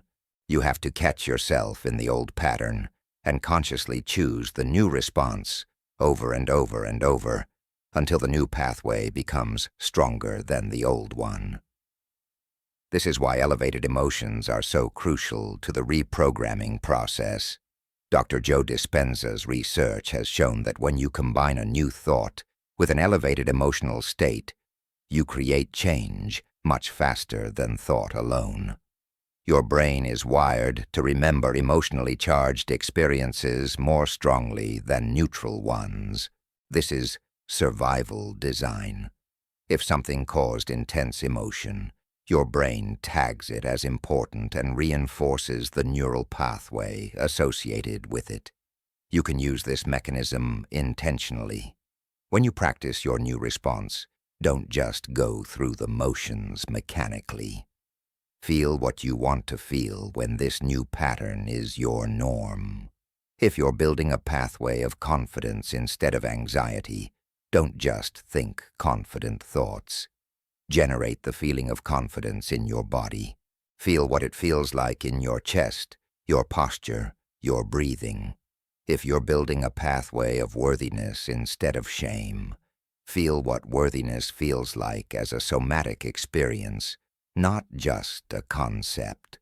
The emotion is the signal to your brain that this matters, that this should be reinforced, that this is the new program you're installing. Jennifer used this approach to reprogram her people-pleasing pattern. For decades, she automatically said yes to every request, every demand on her time, every opportunity to prioritize others' needs over her own.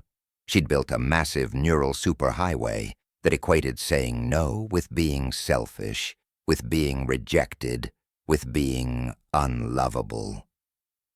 The pathway was installed in childhood with a mother who withdrew love whenever Jennifer prioritized her own needs. To reprogram it, Jennifer didn't just practice saying no. She practiced generating the feeling of self-respect, of honoring her own needs, of worthiness that didn't depend on others' approval. She'd stand in front of her mirror, practice saying no to imaginary requests, and cultivate the emotion of empowered boundary setting in her body. Then when real situations arose, she had a neural pathway to access that already had some emotional charge, some strength, some reality to it. The science of memory reconsolidation gives us another powerful tool for reprogramming. When you recall a memory, that memory becomes temporarily unstable, open to modification. You have a window of opportunity to update it, to change the emotional charge associated with it, to literally rewrite the story your brain has been telling about that experience. This is not about denying what happened or pretending it was different. It's about changing your relationship to what happened, updating the meaning your system has assigned to it. Every time you remember your father's criticism, for example, you're reactivating that neural network. In that moment of reactivation, the memory is plastic, changeable. If you just let it replay the same way it always has, with the same emotional charge and the same meaning, you reinforce the old pattern. But if you consciously intervene in that moment, if you add new information, new perspective, new emotional quality, you can actually update the memory. You might recall the criticism, but then consciously remind yourself that your father was projecting his own insecurity, that his words were about him, not about you, that you are not the scared child anymore, but a resourced adult. You're not changing the facts of what happened. You're changing the neural encoding of what it means. David did this work with a core memory that had been running his life for 30 years. He was 10 years old, tried out for the school play, and forgot his lines in front of everyone. The humiliation was so intense that his brain encoded a deep program. Being seen equals being humiliated. Visibility equals danger. For 3 decades, he sabotaged every opportunity for visibility, staying small, playing it safe, never risking being in the spotlight. When he learned about memory reconsolidation, he started working with that memory intentionally. He'd recall it, but instead of just reliving the humiliation, he'd add his adult perspective. He'd imagine his adult self going to that 10-year-old, telling him it was okay, that everyone makes mistakes, that this moment doesn't define him. He did this maybe 50 times over several months. The memory didn't disappear, but its emotional charge completely changed. It went from a defining trauma to just a thing that happened once when he was a kid. And as the memory updated, the pattern it had been maintaining dissolved. He started accepting opportunities for visibility without the automatic terror response. The reprogramming process is also deeply connected to your identity. You cannot sustain behaviors that conflict with your identity. If you see yourself as an anxious person, you can use all the anxiety management techniques in the world, but you'll keep creating anxiety to match your identity. If you see yourself as someone who struggles with money, you can learn financial strategies, but you'll find ways to sabotage them to maintain alignment with your identity. Your behaviors will always conform to your identity because your brain is wired to maintain internal consistency. This means that true reprogramming requires identity shift, not just behavior change. You don't just build new pathways for different behaviors. You build new pathways for a different sense of self. You start thinking of yourself differently, talking to yourself differently, making decisions from a different identity. Instead of, I'm trying not to be anxious, which reinforces the identity of anxious person trying to change, you shift to, I'm becoming someone who navigates stress with calm, which begins to install a new identity. The distinction seems subtle, but the neural impact is profound. Rachel made this shift with her depression. For 20 years, she'd been a depressed person trying to feel better. Every therapy session, every medication adjustment, every self-help book reinforced the identity. I am depressed. When she started working with identity-level change, she stopped identifying as depressed. She started saying, I'm someone who's learning to regulate my nervous system and generate positive emotions. Same struggles, same symptoms, but completely different identity. And remarkably, as her identity shifted, her behaviors started shifting to match the new identity. The new identity created new neural pathways, and the new pathways reinforced the new identity. Within 6 months, the depression that had defined her for 2 decades had lifted, not because she tried harder to not be depressed, but because she became someone different. The autopilot you've been running on was programmed mostly by other people, in circumstances you had no control over, before you had the awareness or resources to choose differently. But you're not that powerless child anymore. You have awareness now. You understand neuroplasticity. You know that your patterns are not your identity. They're just well-traveled neural pathways.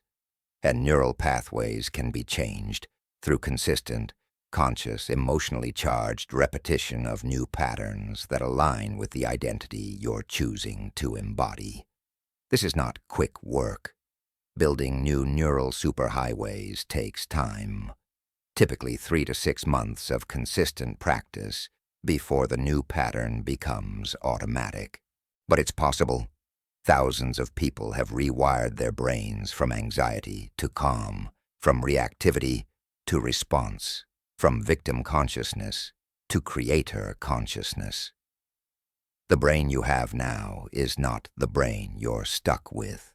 Every day, every choice, every moment you consciously choose the new pathway over the old one. You're literally reshaping the physical structure of your brain. You are not doomed to repeat your patterns forever. You're just one conscious choice away, repeated enough times, from becoming someone completely different. The autopilot is being reprogrammed, and you're the programmer. Chapter 8. The State of Safety. Anchoring yourself in the ventral vagal system. The first time Christina felt genuinely safe in her body, she cried for 20 minutes. Not sad tears or tears of release, though there were elements of both, but tears of recognition, of coming home to something she'd never actually experienced before. She was 47 years old, sitting in her living room doing a simple breathing practice, when her nervous system finally dropped into ventral vagal state, into genuine parasympathetic rest. Her shoulders dropped from where they'd been hunched near her ears for decades. Her jaw unclenched. Her breathing deepened without effort.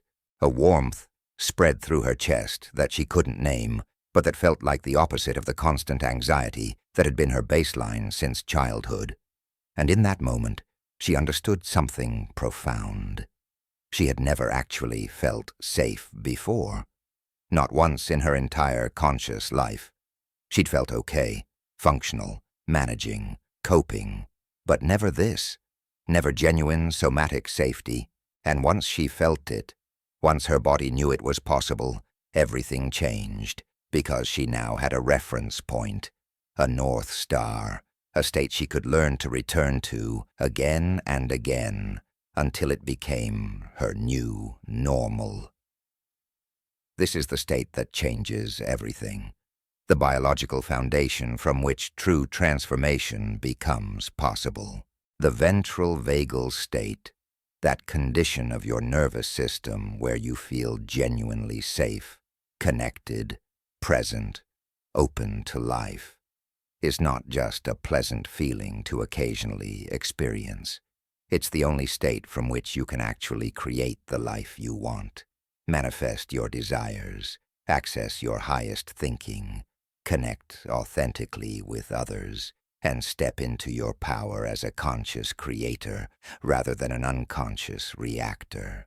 Everything we've explored up to this point has been preparing you for this, learning to recognize and inhabit this state, not just occasionally, but as your baseline, your default, your new normal. Dr. Stephen Porges calls this the social engagement system, the state where your ventral vagus nerve is functioning optimally, sending signals throughout your body that you are safe, that connection is possible, that you can relax your defensive strategies and simply be present. In this state, your heart rate variability is high, meaning your heart is adapting flexibly to whatever's happening rather than stuck in a fixed pattern of stress response. Your breathing is naturally deep and diaphragmatic. Your face is mobile and expressive, rather than frozen in defensive tension. Your voice has warmth and range rather than being tight or flat. You can make genuine eye contact without discomfort. You feel curious about life rather than defended against it. But here's what most people don't understand about this state. You cannot think your way into it. You cannot force it through willpower. You cannot fake it until you make it. Safety is not a decision your conscious mind makes. It's a biological determination your nervous system makes based on neuroception, that continuous subconscious assessment of whether your current environment and internal state signal safety or danger. And if your nervous system has been conditioned by trauma, chronic stress, or unstable early attachments, it doesn't trust safety easily. It's biased toward detecting threats, toward assuming danger until proven otherwise, toward maintaining protective strategies even when they're no longer necessary. This is why Marcus spent 30 years in therapy learning about his attachment wounds, understanding intellectually that his wife was not his abandoning mother, knowing logically that he was safe in his relationship, yet still unable to trust, still constantly vigilant for signs of rejection, still sabotaging intimacy through his hypervigilance. His thinking brain understood safety. His nervous system didn't. And until his nervous system felt safe, until he could access and anchor in ventral vagal state, all his intellectual understanding changed nothing about his actual experience or behavior. He was trying to build a thriving relationship from a nervous system stuck in survival mode, and it simply couldn't work.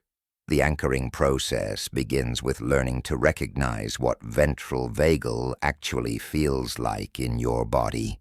Most people have spent so much time in sympathetic activation or dorsal shutdown that they've lost touch with genuine safety.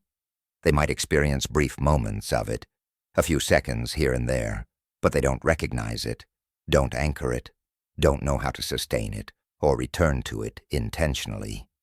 The first step is developing somatic literacy, the ability to read your internal state through body sensations rather than through your thoughts about your state.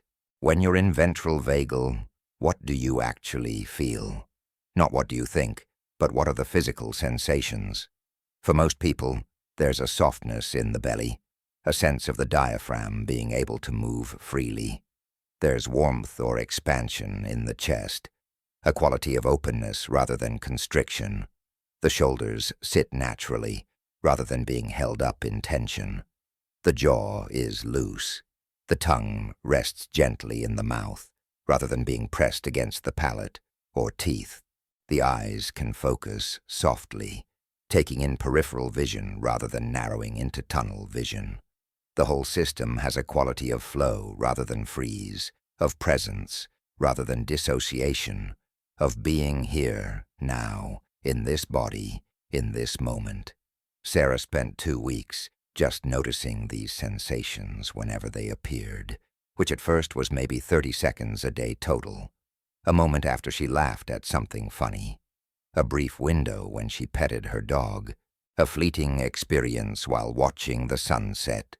She started tracking these moments, writing down what they felt like in her body, building a sensory vocabulary for her own experience of safety. And something remarkable happened. The more she noticed these moments, the more they occurred. Attention itself seemed to invite the state. The nervous system, finally being acknowledged in its moments of regulation, rather than just its moments of crisis, started offering more of what was being noticed. This is the power of tracking, of conscious attention to your state. Your nervous system is adaptive, responsive to what you focus on.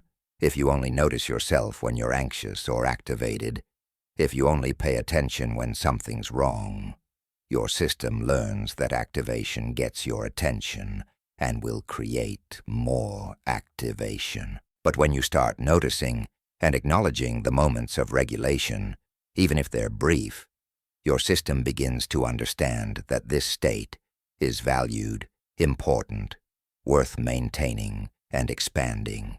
You're training your nervous system through the quality of your attention. The next level of anchoring involves creating what neuroscientists call a felt sense of safety that you can access deliberately. This is not imagination or visualization, though those can be doorways. It's an actual somatic state that you learn to generate through practice. One powerful approach is to work with memories or images that naturally evoke ventral vagal response.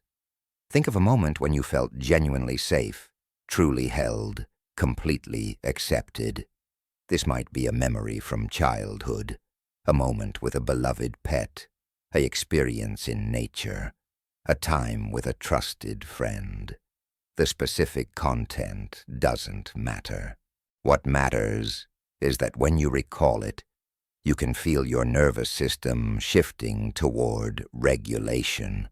David worked with a memory of sitting with his grandmother on her porch when he was 8, both of them silent, watching the evening arrive. Nothing dramatic, nothing profound in terms of events, but his system remembered the quality of that moment. Complete acceptance, no demands, no threat, pure presence. When he learned to recall that memory and drop into the felt sense of it, not just think about it, but actually feel it in his body, his nervous system would shift, his breathing would deepen, his chest would soften, his whole system would recognize this is what safety feels like. And with practice, he could access this felt sense without needing the full memory. The state itself became accessible. This is crucial because most people can access ventral vagal when external conditions are perfect, when everything is calm and nothing is demanding.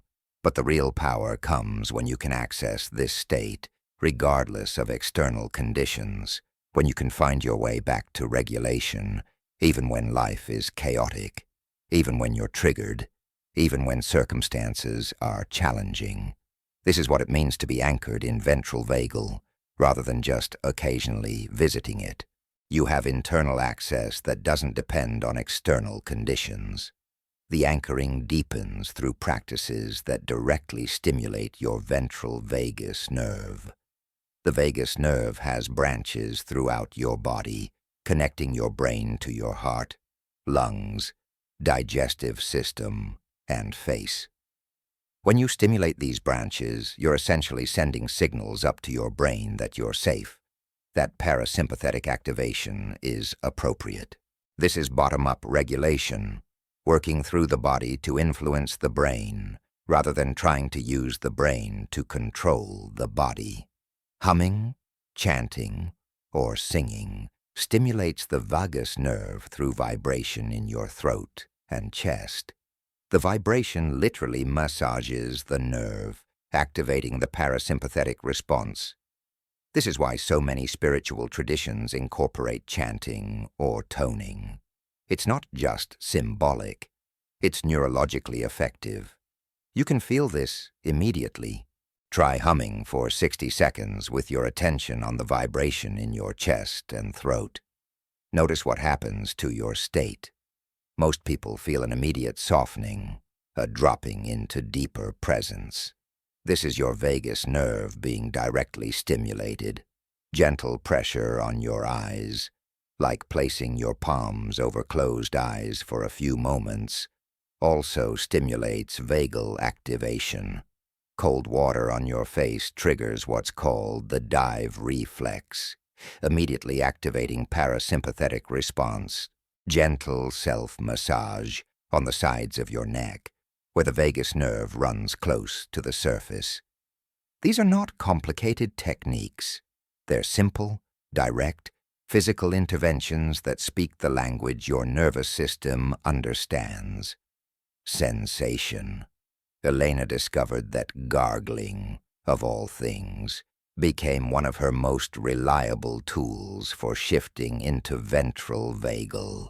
The muscles in the back of your throat are connected to your vagus nerve, and when you activate them vigorously through gargling, You stimulate vagal tone. She started gargling for 30 seconds every morning, and every time she noticed activation rising, it felt silly, almost absurd, that something so simple could impact her state so significantly. But it worked. Her nervous system would shift, the activation would decrease, and she'd drop into regulation. She stopped caring about how it looked and started caring about how it worked. The practice of anchoring also involves learning to pendulate, to move consciously between activation and regulation. This is different from trying to always stay in ventral vagal, which is neither possible nor desirable. Life will activate you. Challenges will trigger sympathetic response. That's normal, healthy, appropriate. The question is not whether you'll leave ventral vagal, but how quickly you can return to it. Can you feel yourself moving into activation and consciously guide yourself back to regulation? This is the skill that creates resilience, the capacity to be moved by life but not controlled by it. Think of it like learning to swim. You don't avoid water because you might go under. You learn to come back up, to find your way to the surface, to return to breathing. Anchoring in ventral vagal is learning to find your way back to regulation, to return to safety, to remember the pathway home even when you've been pulled into the chaos. The more you practice this return, the faster it becomes, the more automatic, until eventually your system knows the way back without conscious effort. Thomas practiced this deliberately by intentionally recalling mildly activating situations, allowing himself to feel the beginning of sympathetic response, then using his regulation tools to return to ventral vagal. He'd think about an upcoming difficult conversation, feel his heart rate increase, his breathing shallow. Then he'd hum, breathe deeply, place his hand on his chest, and guide himself back to calm. He was essentially training his nervous system that activation doesn't have to mean staying activated, that the pathway back to safety is always available, that he has agency over his state. This practice built a new neural pathway, activation followed by conscious return to regulation, over and over, until the return became as automatic as the activation. The deepest level of anchoring involves what Dr. Porges calls safety as a neural platform. This is when ventral vagal becomes your baseline, your default state, the platform from which you operate in life, rather than a special state you occasionally access. This doesn't happen overnight. It's the result of consistent practice over months, of choosing regulation over reaction hundreds of times, of training your nervous system that safety is available and trustworthy. But when it happens, when ventral vagal becomes your baseline, everything in your life transforms because you're finally operating from creation rather than survival. From this anchored state of safety, manifestation actually works the way it's supposed to work. Your heart generates a coherent electromagnetic field that broadcasts safety, worthiness, openness to receiving. The quantum field responds to this signal because you're finally broadcasting from alignment rather than from survival. Your thoughts about what you want and your body's state match rather than contradict. You're not trying to manifest abundance while your cells are vibrating at the frequency of threat. You're manifesting from a genuinely regulated, safe, open state. And that state is what creates the reality. From this state, relationships transform because you're no longer relating from wounds, seeking healing, but from wholeness, seeking connection. You're not unconsciously looking for someone to fix you, or save you, or prove your worthiness. You're meeting people from a place of already feeling safe in yourself, which means you can actually see them, rather than just projecting your needs onto them. You can connect authentically because you're not defending, not performing, not managing their perception of you. You're just present, and presence is the foundation of real intimacy. From this state, your creativity flows because you're not using all your energy to manage anxiety or suppress pain or maintain defenses. The energy that was bound up in survival is now available for creation. Ideas come, insights emerge, solutions appear, not because you're trying harder, but because you're finally not blocking the natural flow of your creative capacity with chronic nervous system activation. You're clear, open, available to inspiration, because your system is no longer organizing everything around detecting and defending against threat. From this state, your health improves because your immune system can function optimally, your digestion can work properly, your hormones can balance naturally. When you're chronically in sympathetic activation, your body suppresses all non-essential systems to prioritize immediate survival. But when you're anchored in ventral vagal, in genuine safety, your body can invest in long-term health, in repair, in regeneration. People often find that chronic conditions they've struggled with for years begin to resolve when they establish ventral vagal as their baseline. The conditions weren't separate from their nervous system state. They were expressions of it. The anchoring in ventral vagal is not a destination you reach, and then you're done. It's a practice you engage with daily, a relationship you develop with your own nervous system, a commitment to choosing safety over survival again and again until safety becomes automatic. Some days you'll inhabit it easily, other days you'll struggle to access it at all. This is normal. Your nervous system is adaptive, responding to real stressors and challenges. The work is not to never leave ventral vagal, but to know the way back, to trust the pathway home, to have tools and practices that reliably return you to regulation. You're learning to make safety a somatic reality rather than just a mental concept. You're teaching your body, through consistent experience, that it's finally okay to relax, to trust, to release the hypervigilance and defensive strategies that were necessary once but are prison now. You're anchoring yourself in the state from which everything you truly want becomes possible. Not someday, not when conditions are perfect. Now. In this body, through this nervous system, the state of safety is not something you have to earn or deserve or wait for life to grant you. It's a biological capacity you can learn to access and anchor in through understanding and practice. And from this state, you're finally free to create rather than just survive, to thrive rather than just cope, to live rather than just exist. The anchor is being set, and your life is about to reflect the stability of this new foundation. Chapter 9. Relationships as Mirrors. Healing. Relational patterns of the nervous system.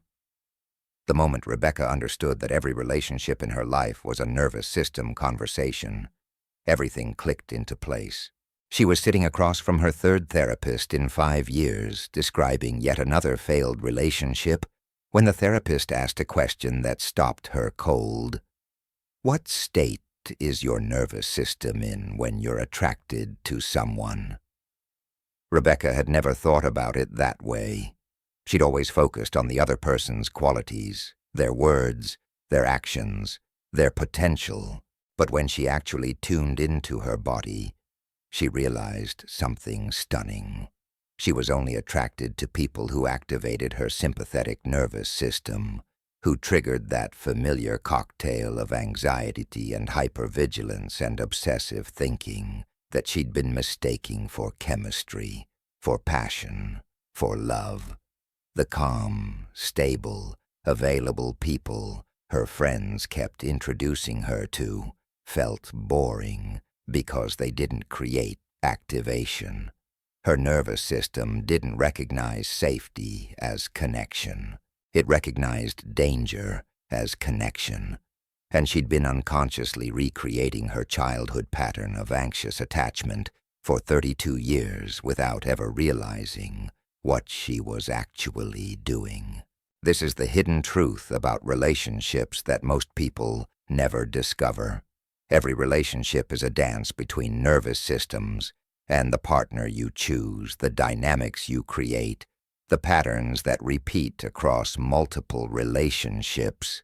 They're all reflections of your nervous system's state and its learned templates for connection. You don't just bring your conscious preferences and intentions into relationships.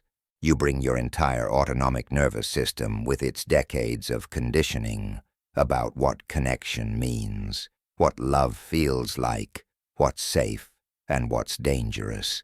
And until you understand this, until you recognize that relationship problems are often nervous system problems, you'll keep recreating the same dynamics with different people, wondering why you can't seem to attract or sustain the kind of relationship you consciously want. Dr. Sue Johnson's work on attachment and emotional connection has shown us that the deepest human need is not for independence or self-sufficiency, but for secure attachment, for knowing that someone will be there when you're vulnerable, that you matter to someone, that you're not alone in facing life's challenges. This need is wired into your nervous system at the deepest level. Your survival as an infant depended on maintaining connection with caregivers. Your nervous system learned to read the subtlest cues about whether attachment figures were available and responsive or distant and unreliable, and the patterns established in those early relationships became the template your nervous system uses for all future relationships. If your early caregivers were consistently available and attuned, your nervous system learned that connection is safe, that vulnerability leads to support, that you can rely on others when you need them. This creates what attachment researchers call secure attachment, a nervous system template where relationships feel fundamentally safe and you can move fluidly between independence and interdependence without anxiety. But if your caregivers were inconsistent, neglectful, or overwhelming, your nervous system developed adaptive strategies to manage the unpredictability or threat. And these strategies, while protective in childhood, become the patterns that sabotage your adult relationships. Anxious attachment develops when caregivers are inconsistent, sometimes responsive, sometimes not, creating uncertainty about whether your needs will be met. Your nervous system learns to stay hyper-vigilant, constantly monitoring the attachment figure for signs of availability or withdrawal. This pattern continues into adult relationships as preoccupation with the partner, difficulty being alone, intense fear of abandonment, and a tendency to interpret any distance as rejection. Your nervous system is chronically in sympathetic activation around intimacy, constantly scanning for threat, unable to relax into secure connection because the template says connection is unpredictable and requires constant vigilance. Marcus lived this pattern for decades. Every relationship followed the same trajectory. Intense connection in the beginning, complete merger, constant contact. Then, as the relationship stabilized, as his partner naturally needed some space or independence, Marcus would panic. His nervous system would interpret normal relationship rhythms as abandonment. He'd become clingy, demanding, needy, unconsciously testing whether his partner would stay, even when he was at his worst. The testing would push the partner away, confirming Marcus's deepest fear that he was unlovable and would be abandoned. The relationship would end, and Marcus would conclude that he'd chosen the wrong person, never recognizing that he was repeating the same nervous system pattern with every partner.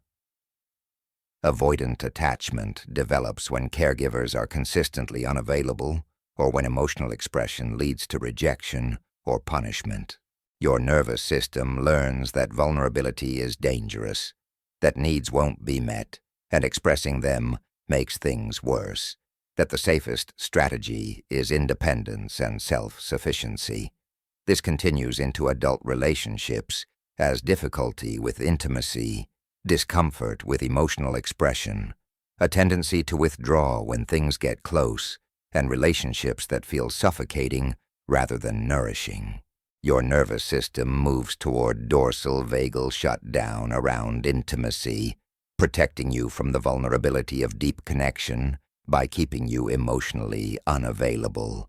Sarah recognized her pattern when she noticed that every time a relationship deepened, every time someone wanted more emotional intimacy or commitment, she would find reasons to end it. She'd focus on their flaws, magnify small incompatibilities, convince herself they weren't right for her. On the surface, it looked like she had high standards or hadn't found the right person. But beneath that story, her nervous system was running a program installed in childhood. Closeness equals danger. Vulnerability leads to hurt. The safest position is alone.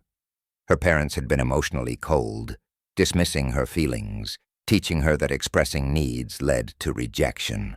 So her adult nervous system recreated that template, keeping her safe from the vulnerability of intimacy by ensuring relationships never got close enough to truly matter.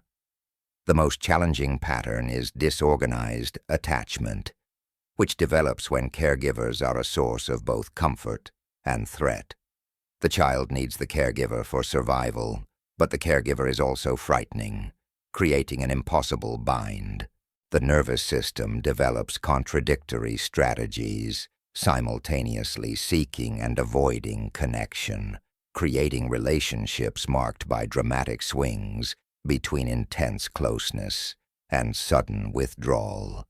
This is the pattern often seen in people who experienced abuse or severe neglect in childhood, where the attachment figure was also the source of trauma.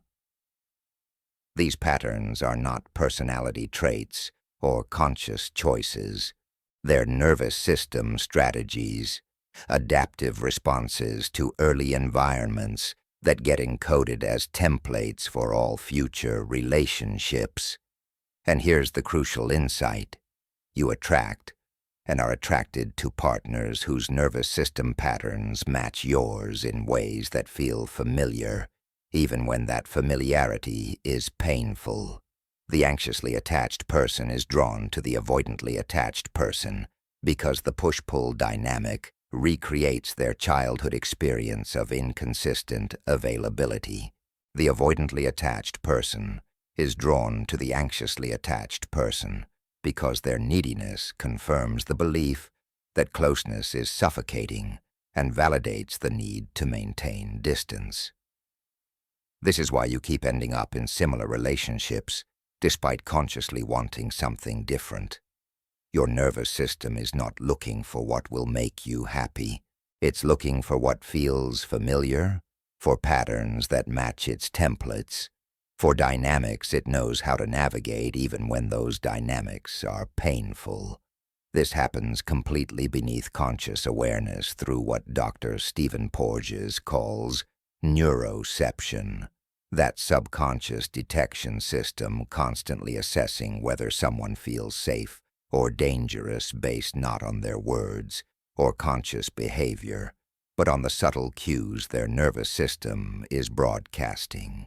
David finally understood why he kept choosing emotionally unavailable women despite consciously wanting a committed relationship.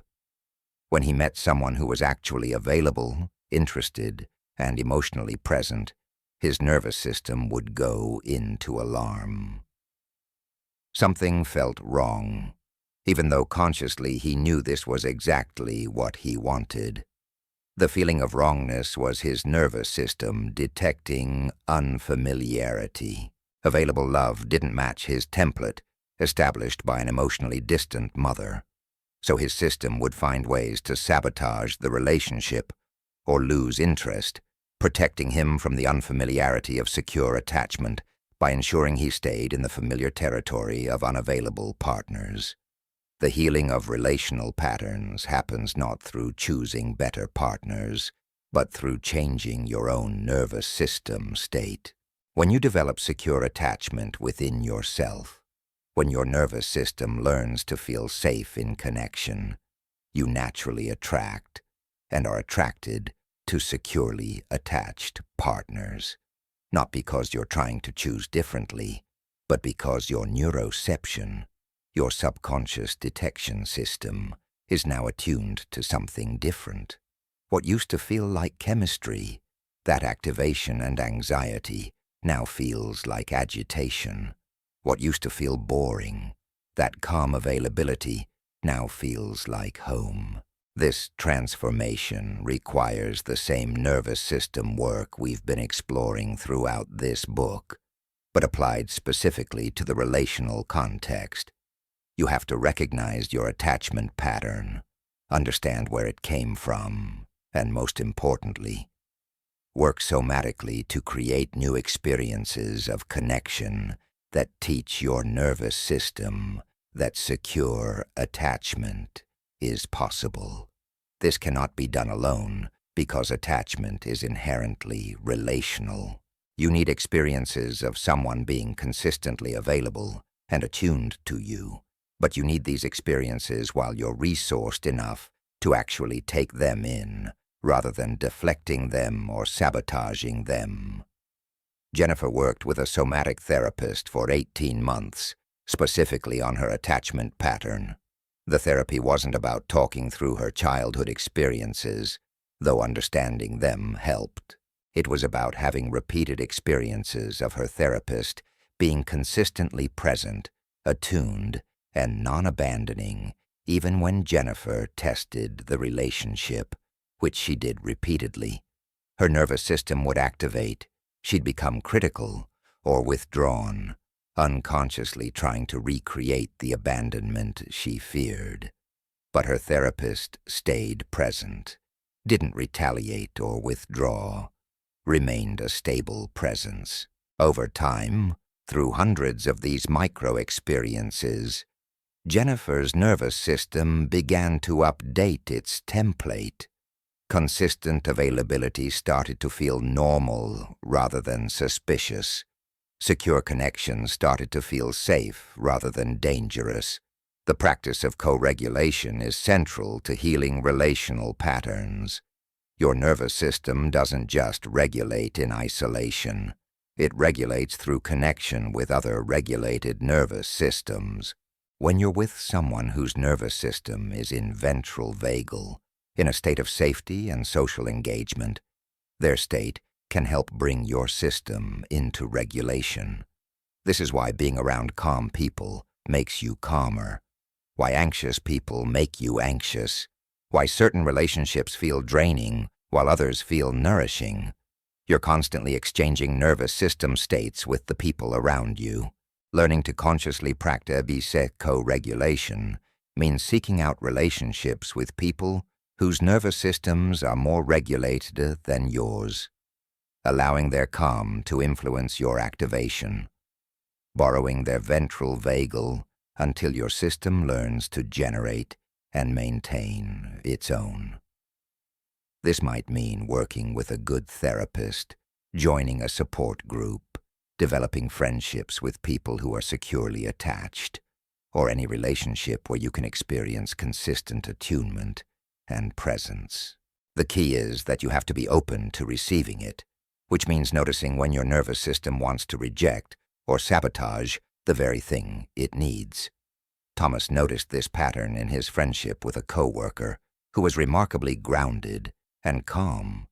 Every time they had coffee together, Thomas would leave feeling more centered, more regulated, more like himself. But his pattern was to cancel plans, to pull away from consistent connection to maintain independence as protection. When he recognized what he was doing, when he understood that his nervous system was protecting him from the unfamiliarity of reliable connection, he made a conscious choice to override that pattern. He kept the coffee meetings even when his nervous system wanted to cancel. He allowed the co-regulation to happen even when it felt vulnerable. And over time, his baseline state shifted because his nervous system was learning through repeated experience that consistent connection could be safe. The healing of relational patterns also requires learning to identify and communicate your nervous system state rather than acting from it unconsciously.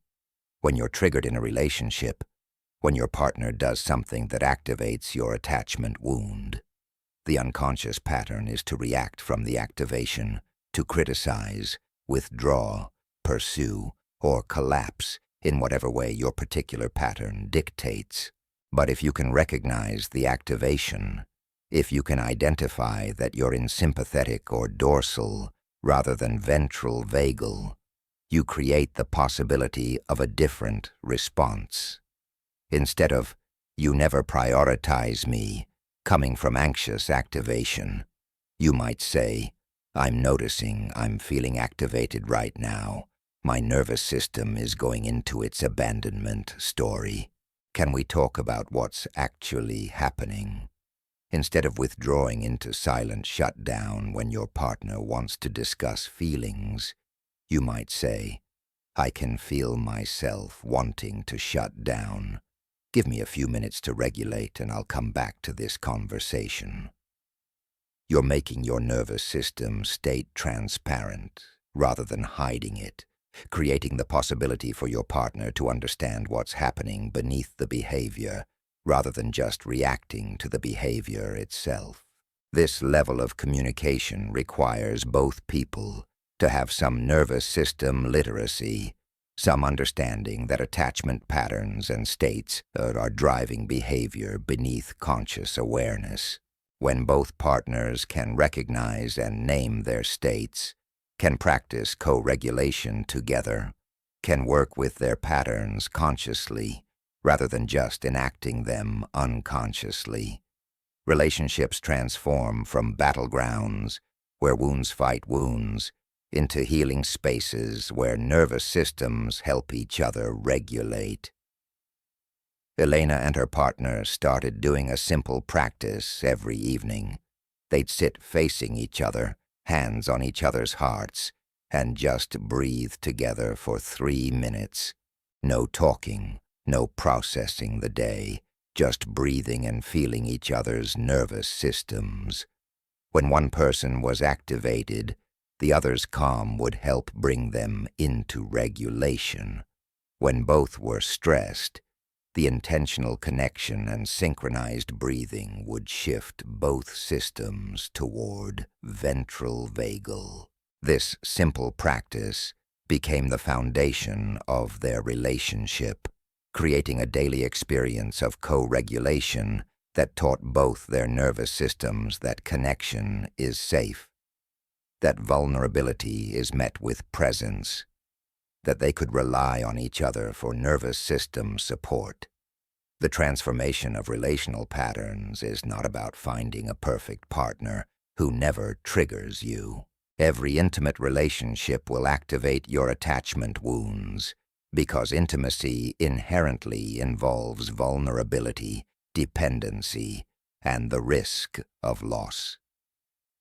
The question is not whether you'll be triggered, but what you do when you're triggered. Do you react unconsciously from your pattern, blaming your partner and demanding they change?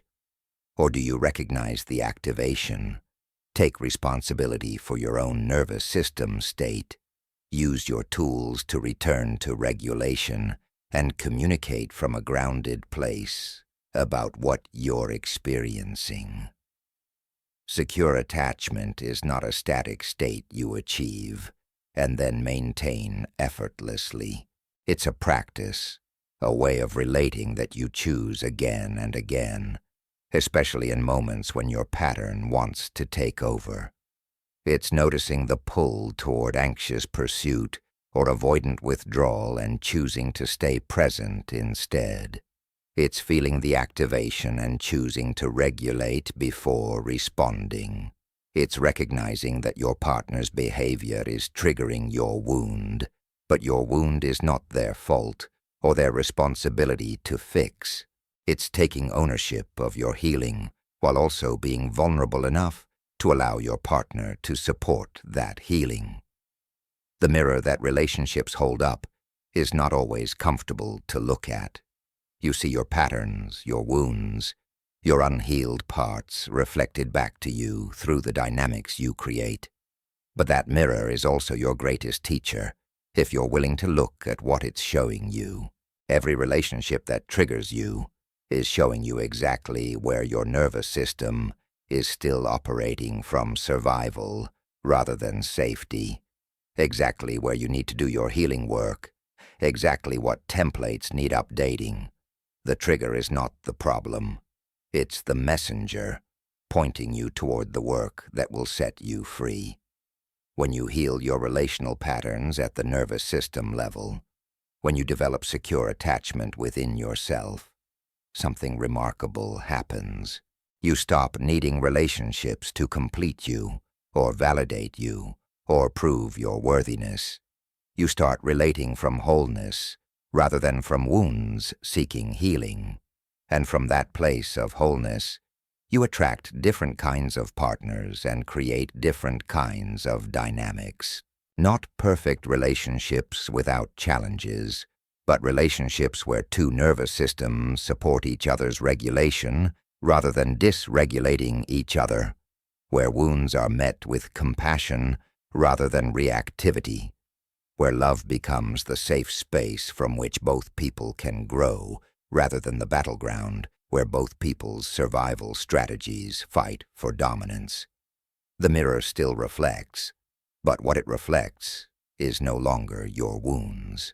It reflects your healing, your growth, your capacity to love from a regulated nervous system rather than from a desperate one. And that changes everything. Chapter 10. Living from the State of Creation.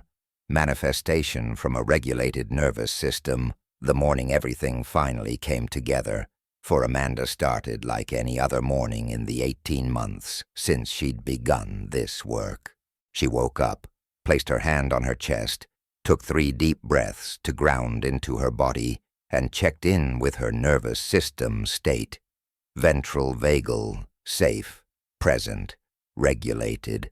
This had become her new normal, though she could still remember when waking up meant immediate anxiety, when her baseline was chronic activation, when safety was a concept she understood intellectually, but had never actually felt in her body. But this particular morning, as she sat with her coffee watching the sunrise, she had a realization that brought tears to her eyes. She wasn't trying anymore. She wasn't efforting to stay regulated, forcing herself to practice her tools, managing her state through sheer willpower. Her nervous system had reorganized. Regulation had become her baseline. And from this new baseline, her entire life had transformed in ways that would have seemed impossible 2 years ago. Not because she'd manifested harder, or visualized more intensely, or affirmed more consistently, but because her state had changed. And when your state changes, everything you manifest from that state changes with it. This is what it means to live from the state of creation rather than survival, and it's the culmination of everything we've explored together in this journey. You've learned to recognize your nervous system states, to understand the biology of victimization, to process trauma, to reprogram your autopilot, to anchor in ventral vagal, to heal your relational patterns. All of that work was preparing you for this. Actually living from a regulated nervous system where manifestation is not something you do, but something that happens naturally as a consequence of your state. This is not the beginning of another technique to learn or practice, to master. This is the integration of everything you've learned into a way of being where creation flows from who you are rather than from what you try to do. The fundamental shift is understanding that you are always manifesting, always. Every moment of every day, you are broadcasting an electromagnetic signal from your heart into the quantum field around you, and that field is responding to your signal by organizing reality to match your frequency. This is not metaphysics. This is measurable physics. The Heart Math Institute has documented that your heart generates an electromagnetic field that extends several feet beyond your body, and that the coherence or incoherence of that field changes dramatically based on your emotional and nervous system state. When you're in chronic stress, in sympathetic activation, your heart rhythm becomes erratic and chaotic, broadcasting incoherence. When you're in ventral vagal, in genuine safety, your heart rhythm becomes smooth and ordered, broadcasting coherence. The quantum field doesn't respond to your wishes or your affirmations or your vision boards, though those tools can help align your conscious mind with your desires. The field responds to your state, to the actual electromagnetic signature you're emitting right now, based on what your nervous system believes about your safety, your worthiness, your place in the world. This is why positive thinking alone never creates lasting change. You can think abundant thoughts all day, but if your nervous system is in survival mode, if your cells are flooded with cortisol, if your heart is broadcasting the chaotic rhythm of chronic stress, you're manifesting from survival consciousness, regardless of what your thoughts are saying. Michael spent 5 years doing manifestation work before he understood this. He visualized daily, scripted his desires, created elaborate vision boards, repeated affirmations hundreds of times. And nothing manifested. Not because the techniques don't work, but because his nervous system was completely dysregulated. He was trying to manifest prosperity while living in a constant state of financial anxiety. He was trying to attract love while his body was frozen in the belief that intimacy meant danger. He was trying to create success while his system was organized around avoiding the visibility that success would require. His conscious mind wanted one thing, but his nervous system state was broadcasting the opposite, and the field always responds to state, not intention. When Michael finally did the nervous system work, when he spent a year regulating his system and establishing ventral vagal as his baseline, he didn't need to try so hard to manifest anymore. Opportunities started appearing without him having to force them. The right people showed up at the right time. Synchronicities became common rather than rare. Money started flowing more easily, not because the universe suddenly decided to favor him, but because his state had changed. He was finally broadcasting coherence instead of chaos, safety instead of threat, worthiness instead of unworthiness. Same person, same universe, completely different state, radically different results. This is the secret that most manifestation teachings miss. State precedes manifestation. You cannot manifest from a dysregulated nervous system the way you can from a regulated one. It's not about being positive enough or visualizing hard enough or believing strong enough. It's about regulating your nervous system so that your state matches the reality you're trying to create. When your state and your desire align, manifestation becomes effortless because you're no longer fighting against your own biology. You're finally working with it. The practice of living from creation starts each morning with the simple question, what state am I in right now? Not what do I think about my state, but what do I actually feel in my body? Are you in ventral vagal, feeling safe, grounded, present, open? Are you in sympathetic activation, feeling tense, anxious, rushing, hypervigilant? Are you in dorsal shutdown, feeling numb, disconnected, heavy, unavailable? There's no judgment in this assessment. You're just gathering information, and based on what you discover, you choose the appropriate practice to shift your state before you move into your day. If you wake up in activation, you don't just push through it and hope for the best. You take 10 minutes to regulate. Breathe deeply. Hum to stimulate your vagus nerve. Shake your body to discharge the activation. Ground yourself in the present moment through your senses. You meet your nervous system where it is and guide it to where you want it to be. If you wake up in shutdown, you don't force yourself to be productive. You bring gentle movement to your system. You connect with something that creates pleasure or interest. You slowly bring yourself back online rather than trying to operate from collapse. This morning practice of state assessment and regulation is not optional if you're serious about living from creation. It's the foundation. You're setting your baseline state for the day, and that baseline will influence every decision you make, every opportunity you can perceive, every interaction you have, every creative idea that can come through you. Most people never do this. They wake up in whatever state their nervous system happens to be in and just run with it, wondering why some days feel inspired and productive while others feel impossible and draining. The difference is state, and state is something you can influence when you understand how. Sarah discovered that her morning state assessment and regulation practice was the single most important thing she did all day. Before she started this practice, she would wake up anxious and carry that anxiety through her entire day, making reactive decisions, missing opportunities, creating problems that weren't there. Now she takes 15 minutes every morning to check her state and regulate if needed. Some mornings, she wakes up already in ventral vagal and just needs to acknowledge and anchor it.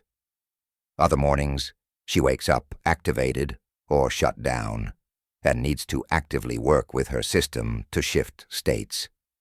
But she never moves into her day from dysregulation anymore, and her life has transformed as a result. Living from creation also means learning to recognize when you've left ventral vagal during the day and having practices to return quickly rather than staying dysregulated for hours. You will get triggered. Life will activate you. Unexpected challenges will arise. The goal is not to never leave regulation, but to notice when you've left it and know how to return. This is the difference between someone who lives from creation and someone who lives from reaction. The creator gets activated just like everyone else, but they recognize it quickly and have tools to return to regulation. The reactor stays activated, makes decisions from that state, and wonders why their life keeps playing out the same difficult patterns. Think of it like a musician staying in tune. You don't tune your instrument once and expect it to stay perfect forever. You tune it regularly, you check it before performances, you adjust it as conditions change. Your nervous system is the same. You check your state throughout the day. When you notice you've left regulation, you pause and tune yourself back to coherence before continuing. This might mean taking 3 conscious breaths before responding to a difficult email. It might mean stepping outside for 2 minutes to ground yourself after a stressful meeting. It might mean humming in your car before walking into your house to transition from work mode to family mode. David started setting hourly reminders on his phone with a simple prompt: "What state am I in?" This forced him to pause and check in with his body 8 times during his workday. At first, he was shocked to discover he was spending most of his day in sympathetic activation, completely unconscious of how dysregulated he was. But the awareness itself started to create change. He'd notice the activation, take a minute to regulate, and return to his work from a calmer state. Over time, he needed the reminders less, because his system had learned to recognize dysregulation earlier and regulate more automatically. He developed what researchers call interoceptive awareness, the ability to read his internal state accurately and respond to it appropriately. The state of creation is also characterized by a specific relationship with time. When you're in survival mode, time feels scarce, rushed, pressured. You're always behind, always catching up, never enough time to do what needs to be done. This perception of time scarcity is not objective reality. It's your nervous system in sympathetic activation, organizing your experience around urgency and threat.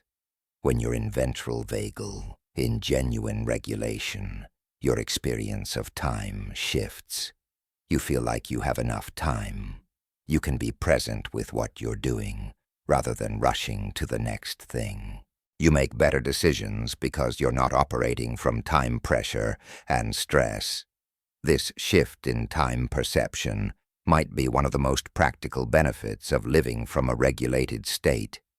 Elena noticed that when she was dysregulated, she could work for 8 hours and accomplish very little, constantly distracted, switching between tasks, never fully present with anything.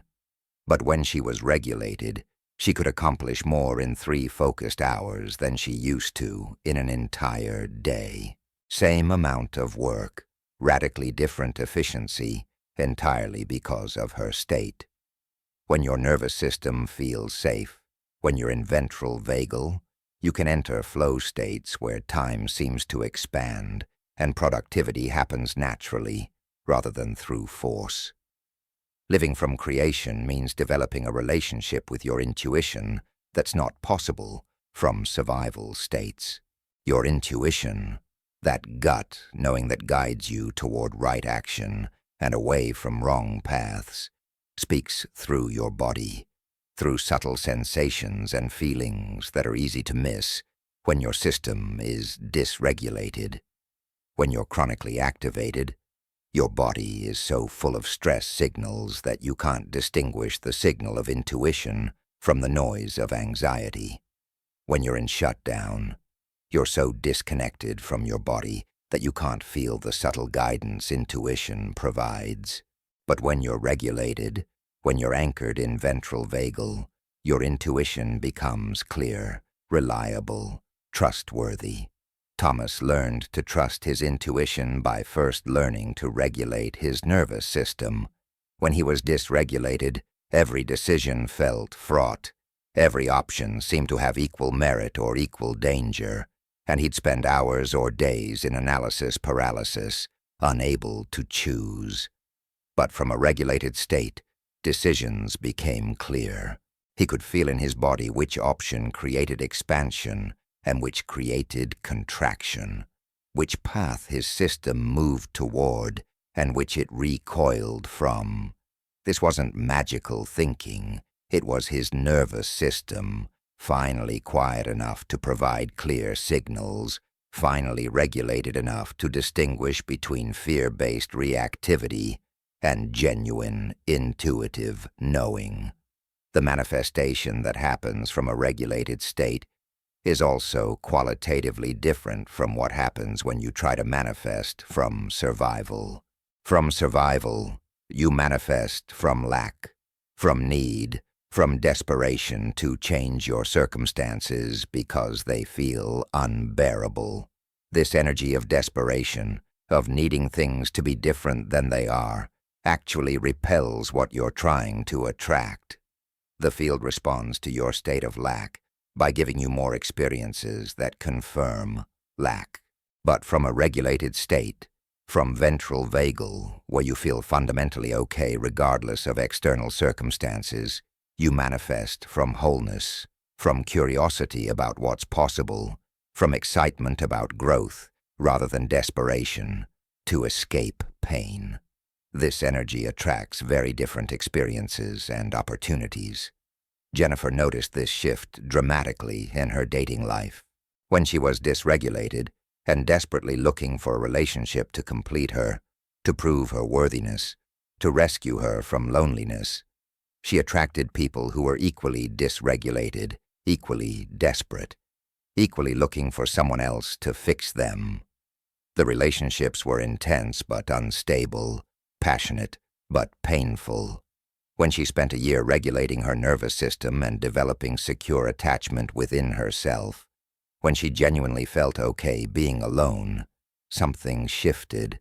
She started attracting people who were also regulated, who also felt fundamentally whole, who were interested in partnership from choice rather than need. The quality of the people who showed up in her life completely transformed because her state had transformed. This is the paradox of manifestation from a regulated state. You have to genuinely be okay without the thing you want before you can manifest it in a healthy way. As long as you need it to feel worthy or safe or complete, your state is one of lack, and lack attracts more lack. But when you do the work to feel worthy and safe and complete, regardless of external circumstances, when you regulate your nervous system to the point where you genuinely feel okay, then you can desire things from a place of wholeness rather than need. And wholeness attracts abundance because you're broadcasting a completely different frequency. Living from creation also means taking aligned action from a regulated state rather than forcing action from activation or avoiding action from shutdown. Action taken from sympathetic activation is frantic, pushy, desperate. You're trying to make things happen through sheer force of will, exhausting yourself, burning out, creating resistance. Action avoided from dorsal shutdown is procrastination, paralysis, staying stuck in analysis or fear. But action from ventral vagal is aligned, easeful, inspired. You move toward your goals from a place of trust rather than fear, from creativity rather than control, from flow rather than force. Marcus experienced this shift in his business. For years, he'd operated from a place of desperate action, working 16-hour days, pushing, forcing, trying to make success happen through sheer effort. He built a successful business, but he was exhausted, burned out, and the success felt hollow because it had cost him his health and relationships. When he learned to regulate his nervous system and operate from ventral vagal, his approach to work transformed. He worked fewer hours but accomplished more. He trusted his intuition about which opportunities to pursue and which to decline. He made space for rest and relationship without guilt. And his business actually grew, not despite the reduced effort, but because of it. He was finally working with his biology rather than against it. The state of creation is not a destination you reach and then maintain effortlessly forever. It's a practice, a way of being that you choose again and again, especially in moments when life activates you and your old patterns want to take over. You will have days when regulation feels easy, and other days when it feels impossible. You will have periods of your life when you're solidly anchored in ventral vagal, and other periods when you're struggling to stay out of chronic activation or shutdown. This is normal. This is human. The work is not to achieve perfection, but to develop the awareness and tools to recognize your state and shift it more quickly than you used to. What changes over time is not that you never get dysregulated, but that dysregulation doesn't control your life the way it used to. An event that would have thrown you into days of anxiety now might activate you for an hour before you regulate. A trigger that would have shut you down for weeks now might only take you offline for an afternoon. You're building resilience, the capacity to be moved by life without being controlled by it, to experience the full range of human emotions and nervous system states without getting stuck in any of them. The ultimate freedom is not freedom from having a nervous system with its natural responses to stress and challenge. The freedom is in no longer being unconsciously controlled by your nervous system, no longer living on autopilot running programs installed decades ago, no longer manifesting from survival while desperately wishing for abundance. The freedom is in consciousness, in choice, in the ability to recognize your state and shift it, in living from creation as your baseline rather than as an occasional peak experience you have to strain to access. You've learned that you are not your nervous system state. You are the awareness that can observe your state, understand it, and change it. You are not the victim of your biology. You are the conscious director of it, working with your nervous system's innate capacity for regulation rather than fighting against patterns you don't understand. You've learned that transformation is not about transcending your body or overriding your biology through spiritual practices or positive thinking. It's about working with your body, through your body, using your body's own regulatory mechanisms to create the internal state from which everything external can shift. The life you're living right now is a perfect manifestation of your average nervous system state over the past months and years. If you want to change what you're manifesting, you have to change your state. Not your thoughts about your state, not your wishes for a different state, but your actual lived, embodied, moment-to-moment state. This is the work, and it's work that pays dividends in every area of your life.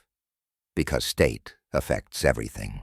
Your health, your relationships, your creativity, your productivity, your capacity for joy, your ability to handle challenges, your access to intuition, your experience of time, and yes, what you manifest. As you close this book and return to your life, you return as someone different than who you were when you started reading. You've learned a language most people never learn, the language of your nervous system. You've gained tools most people never acquire, the tools to shift your state consciously rather than being unconsciously controlled by it. You've understood a truth most people never grasp, that victim consciousness and creator consciousness are not personality types or mindsets, but nervous system states, and states can be changed. The reset is not something that happened once as you read these chapters.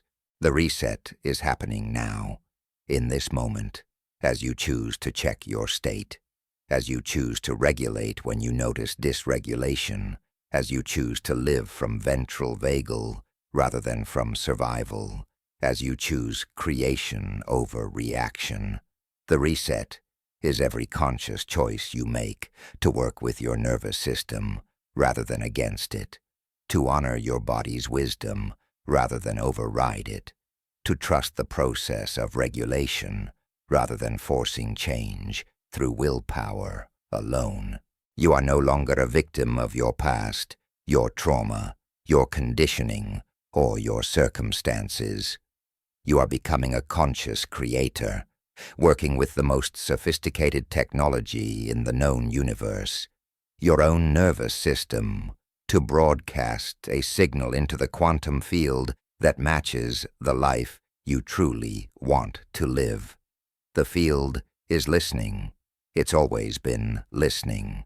But now, finally, you're broadcasting from the right frequency, from safety, from regulation, from wholeness, from creation, and everything you manifest from this state will reflect the transformation that's happened within you. Welcome home to yourself. Welcome to the state of creation. Welcome to the life that's been waiting for you to become regulated enough to receive it.